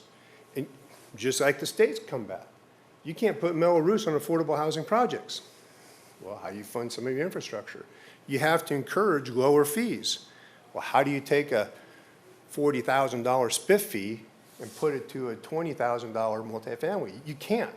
So, you know, it's close to $15, $16 million of a reallocation that would have to occur in the plan area. We are not encouraging a bump up in density just for the sake of bumping up the density. But I think it's much better than having more sites, because that's the only other option. If we keep it at 30 units an acre, we're going to have more MHD sites. We'd rather see them concentrated in the urban core, the town center area of the plan. That's what we wanted to have happen, the walkable community. And with some of the illustrations that staff has given you, you can have high quality, high density projects that are affordable. And all those provisions of quality and design are built into the specific plan and the design guidelines. So you have the tools to make sure they are quality appearing developments. The only thing I wanted to talk about on the maximum plan unit density cap, that has always been a sensitive issue. But in 2015, when the Westland Eagles specific plan amendment went through, the planning director says, you know, we keep bumping around in these numbers. What we're really talking about is what is the infrastructure limitation of the plan area? Via water demand, roadway capacity, school capacity, parks, and so on. So that policy in the plan that talked about a maximum unit count was revised. And it says the maximum unit count shall be the amount of infrastructure that's available to serve the project. That didn't mean you get to go as high as you want, but allowed you, the decision makers, to decide if you need to go higher, you can go higher. If you need to go lower, you can go lower. It's all based upon infrastructure. Presently, if we developed out to the full 5,600 acre feet, the plan area could accommodate about another 750 units of high density, less if it was single family. We are doing a water supply demand study of existing units out there, but that's not information you can use right now because they're still going through the analysis. But all indications is that there's lower demand of people using less water than we anticipated. So those are some of the things you can consider in the future. Okay, with that, I think that's about all I had, and I'll cover back up unless you have any questions. And actually, Mike, I'm going to be surprised once that audit's done if we don't find out that the water use for the existing new homes south of the freeway isn't significantly less than was originally estimated. Right. Because of the way the landscaping's been done. Mm-hmm. I mean, there was some consideration given to that a long time ago, but that was before the drought. Right. And all of that data has changed very dramatically. And so people understand who may be watching this now, is you can't approve projects that don't have water. So if the demand for whatever reason is going up, in the specific plan and in the EIR and in the development agreement is we are limited by the water that we have available. If you can't make the findings of water is available, then you can't approve the maps. So the specific plan has a density range, and those ranges are intended to, as the property develops, you take this analysis and you move forward. We know with 5,600 acre feet, we're going to be fine. With lower demand, we could have more units. Anyhow, I hope. No, and and again, the vast majority of what was originally looked at when all of that planning was taking place, the majority of the plan area was going to be single family. Yeah. Okay, thank you. Let's wrap this thing up. So despite our universal frustration with the state of California, is there consensus that we're yes, yes, no? Yes, but I'm open to some discussion about the no item. Okay. Pam and Chelsea, does that give you enough direction? They fell asleep. Yes, I think we do. Thank you very much. Okay, thank you. Okay, next item, please. Your last discussion item this evening is item 18, City Manager Compensation Following Favorable Evaluation. Presenting tonight will be City Attorney Stephen Wong. I don't really need to present this, but I will introduce the item for the benefit of the public. Good evening, Madam Mayor and the members of the City Council. Stephen Wong, City Attorney. The City Council evaluates the job performance of the city manager every year. And this year, the council evaluated the city manager's job performance on June 23rd and July 14th. The City Council has traditionally adjusted the city manager compensation following a favorable evaluation. Hence, these items is agendized for the council to discuss city manager compensation in open session. Happy to answer any questions you may have. Thank you, Mr. Wong. Thank you, ma'am. As the city attorney mentioned, the city council recently conducted its annual review of the city manager as required by the charter. Ms. Anderson met or exceeded the performance standards in all categories, including individual characteristics, professional skills and status, relations with council members, policy execution, reporting, citizen relations, fiscal management, community staffing, and supervision. Ms. Anderson has shown exceptional leadership, especially during the COVID-19 crisis. She is a professional, competent, and hands-on chief executive and an excellent communicator. Ms. Anderson has declined a salary increase at this time due to the economic challenges facing the city due to COVID-19, but she has the full trust and confidence of this council. Any other council members want to make a comment? No, Elaine, you have done an amazing job during what is probably some of the lowest points in the history of the city of Folsom. And this is even way worse than the recession that Everett had to live through.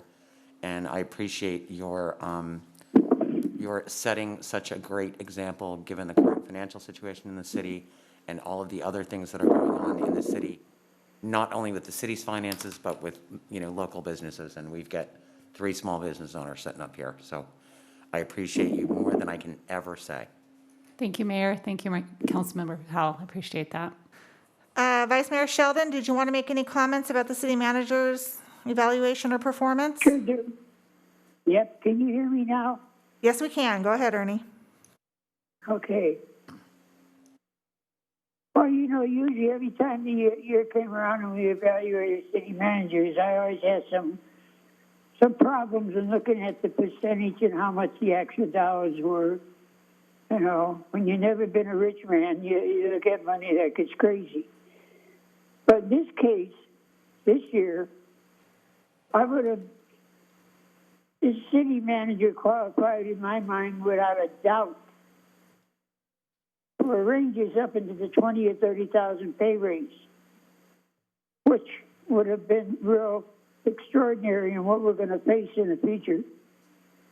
But for her to step up and decline any raise in the interest of what she knows we're going to be putting up with in the next couple months, it's just absolutely remarkable. And I just want to say to anybody in this town that thinks she's not taking the pay raise because she's not qualified is out of their mind. This is one of the most qualified city managers we've had, and I've been here 35 years dealing with them. So I think I have a right to judge them. So I say thank you, Elaine, for your generosity. Thank you, Vice Mayor Sheldon. That means the world to me. Thank you. Okay, anybody else? I'm the guy who on the first day said that I wasn't usually swayed by hyperbole. Yes, you did. I remember. But Elaine, you are extraordinary and a really fantastic leader, and the city of Folsom's very, very, very fortunate to have you as a resident and as our city manager. Thank you. Thank you, Councilmember Kozlowski, very much. Andy, you want to chime in? You were one of the ones who hired her. Right, and no regrets there. So thank you, Elaine. And, you know, as most of the past year, just being a constituent of this city and the city council, but, you know, just to be a little piece of what I was listening to, you know, the city council here speak to your performance during really exceptional times is, I am just going to hope like heck that you have one heck of an easier next year, and, Me too. and there will be some capacity for a pay raise. So. Thank you, Councilmember Moore, and thank you, all of you, to all of you. I've been a very proud resident for over 30 years and an even prouder city employee for over 15. And I like to say, because I truly believe I stand on the shoulders of every single city employee in doing my job, and I'm blessed with the most amazing executive management team in particular. They're all on the line or sitting here in this room, and they know how much I adore and respect and love them, frankly. So, and I'm blessed to work for an amazing city council. So thank you for everything. Think how much better it's going to feel for everyone when we can all quit banging our head against the wall. That would be really nice, and unmasked as well. Yes. Okay, we're in the home stretch. Back to you, Elaine, for the city manager report. Okay, thank you, Mayor. We are pleased to announce that our newest city park, Broder Family Homestead Park at 1215 Harvest Loop, which is right there off of East Natoma Street, is now open to the public. Due to the current public health directives that restrict gatherings, which I'm so sick of saying, a grand opening and dedication ceremony has been postponed. The park is located on property that was once part of the expansive Broder Family Ranch, which was established in the mid-1800s. The 5-acre property for the park was generously gifted to the city by Vera Broder Silberstein, who spent most of her childhood on the ranch in the 1930s and 40s. It was her wish that the park would honor the pioneering and ranching life of the Broder family, Native American cultures of the Folsom area, and early California pioneers. The family-friendly park includes a grove of 74 historic olive trees, a vineyard, an orchard, covered picnic area, kiddie corral area, and farm animal sculptures.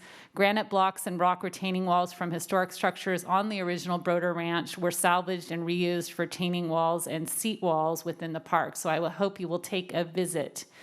The City of Folsom continues to distribute free face coverings and face shields to Folsom businesses to assist with reopening efforts.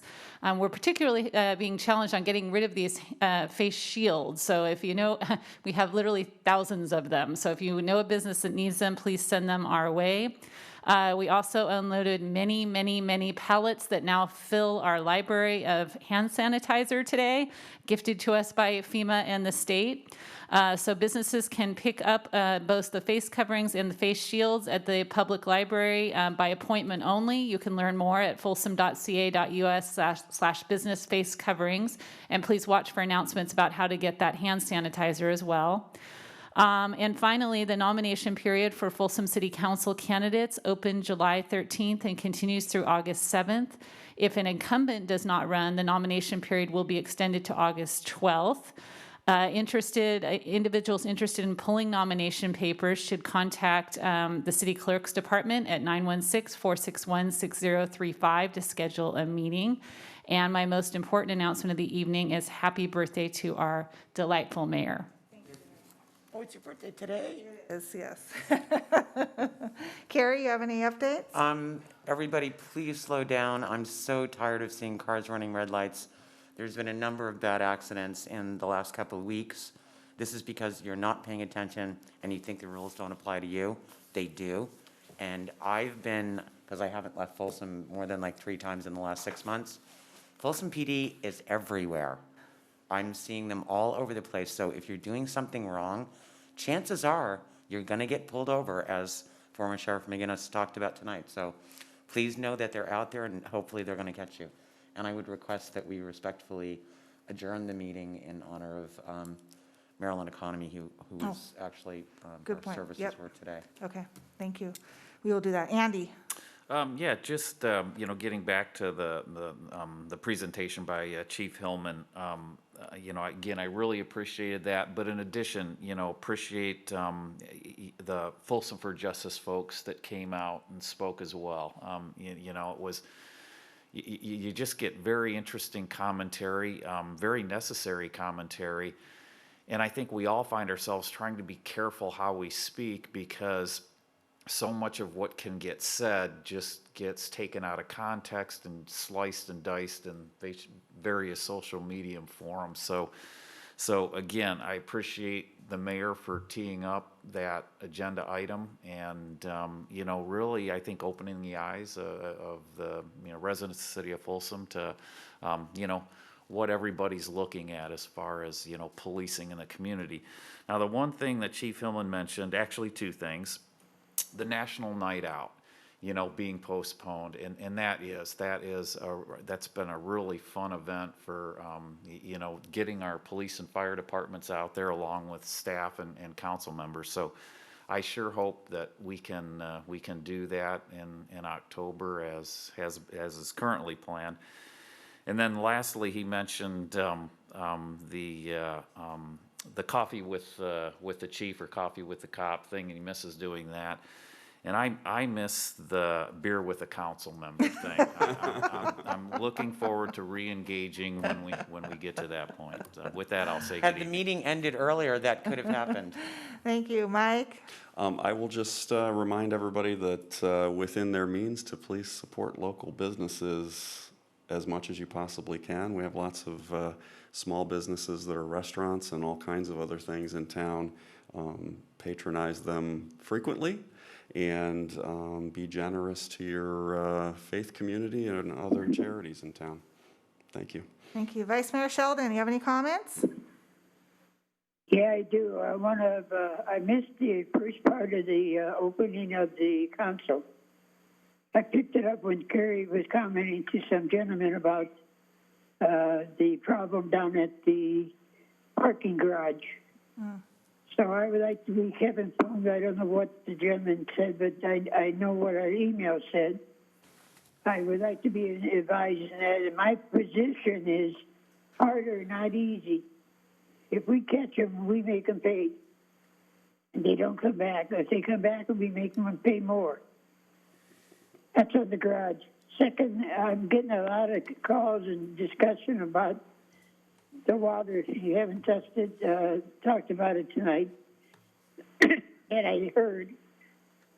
But I wish to keep informed about whatever's going on with what people think is happening to the water, either their pipes or the water distribution system. So that's about all I have to say. Yeah, Ernie, I'm working with Marcus on that. We're going to maybe get some lab work done, and they're taking water samples, and they've cut some samples in half so we can take a chemical approach to determine exactly what is causing that pinhole leaks. That's very good, Kerry, and I knew that was going to happen. And I told the people that called me, I say, we have an interest in this too. We're not hiding nothing. But it takes time to find out what's going on. So I'm happy you're involved with Marcus, Kerry. That's good. Thank you. Yeah, Councilmember Howell has been providing volunteer expert assistance to our environmental and water resources team, and we're deeply appreciative as we continue to fact find about what's going on with this kind of cluster of pinhole leaks. Vice Mayor Sheldon, as far as the issues at the Historic District Garage, coincidentally, Police Chief Hillman and I were already planning a visit down in the Historic District to talk about placement of cameras and things like that to deal with these issues, and this only amplifies the need to take those kind of measures and to accelerate others. So we will keep you posted on both counts, the entire council. Thank you. Okay, thank you, Ernie. And I'll be short and sweet. Again, thank you to Chief Hillman for his presentation. Thank you to all the members of the public for your questions and comments. And, this is the longest council meeting we have had in months and months. Sergeant Galovich, thank you for being here. We're sorry you drew the short stick. Yeah, you picked a long meeting, but thank you. We are adjourned at 9:54.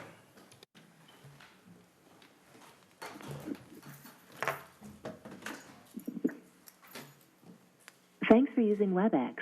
Visit our website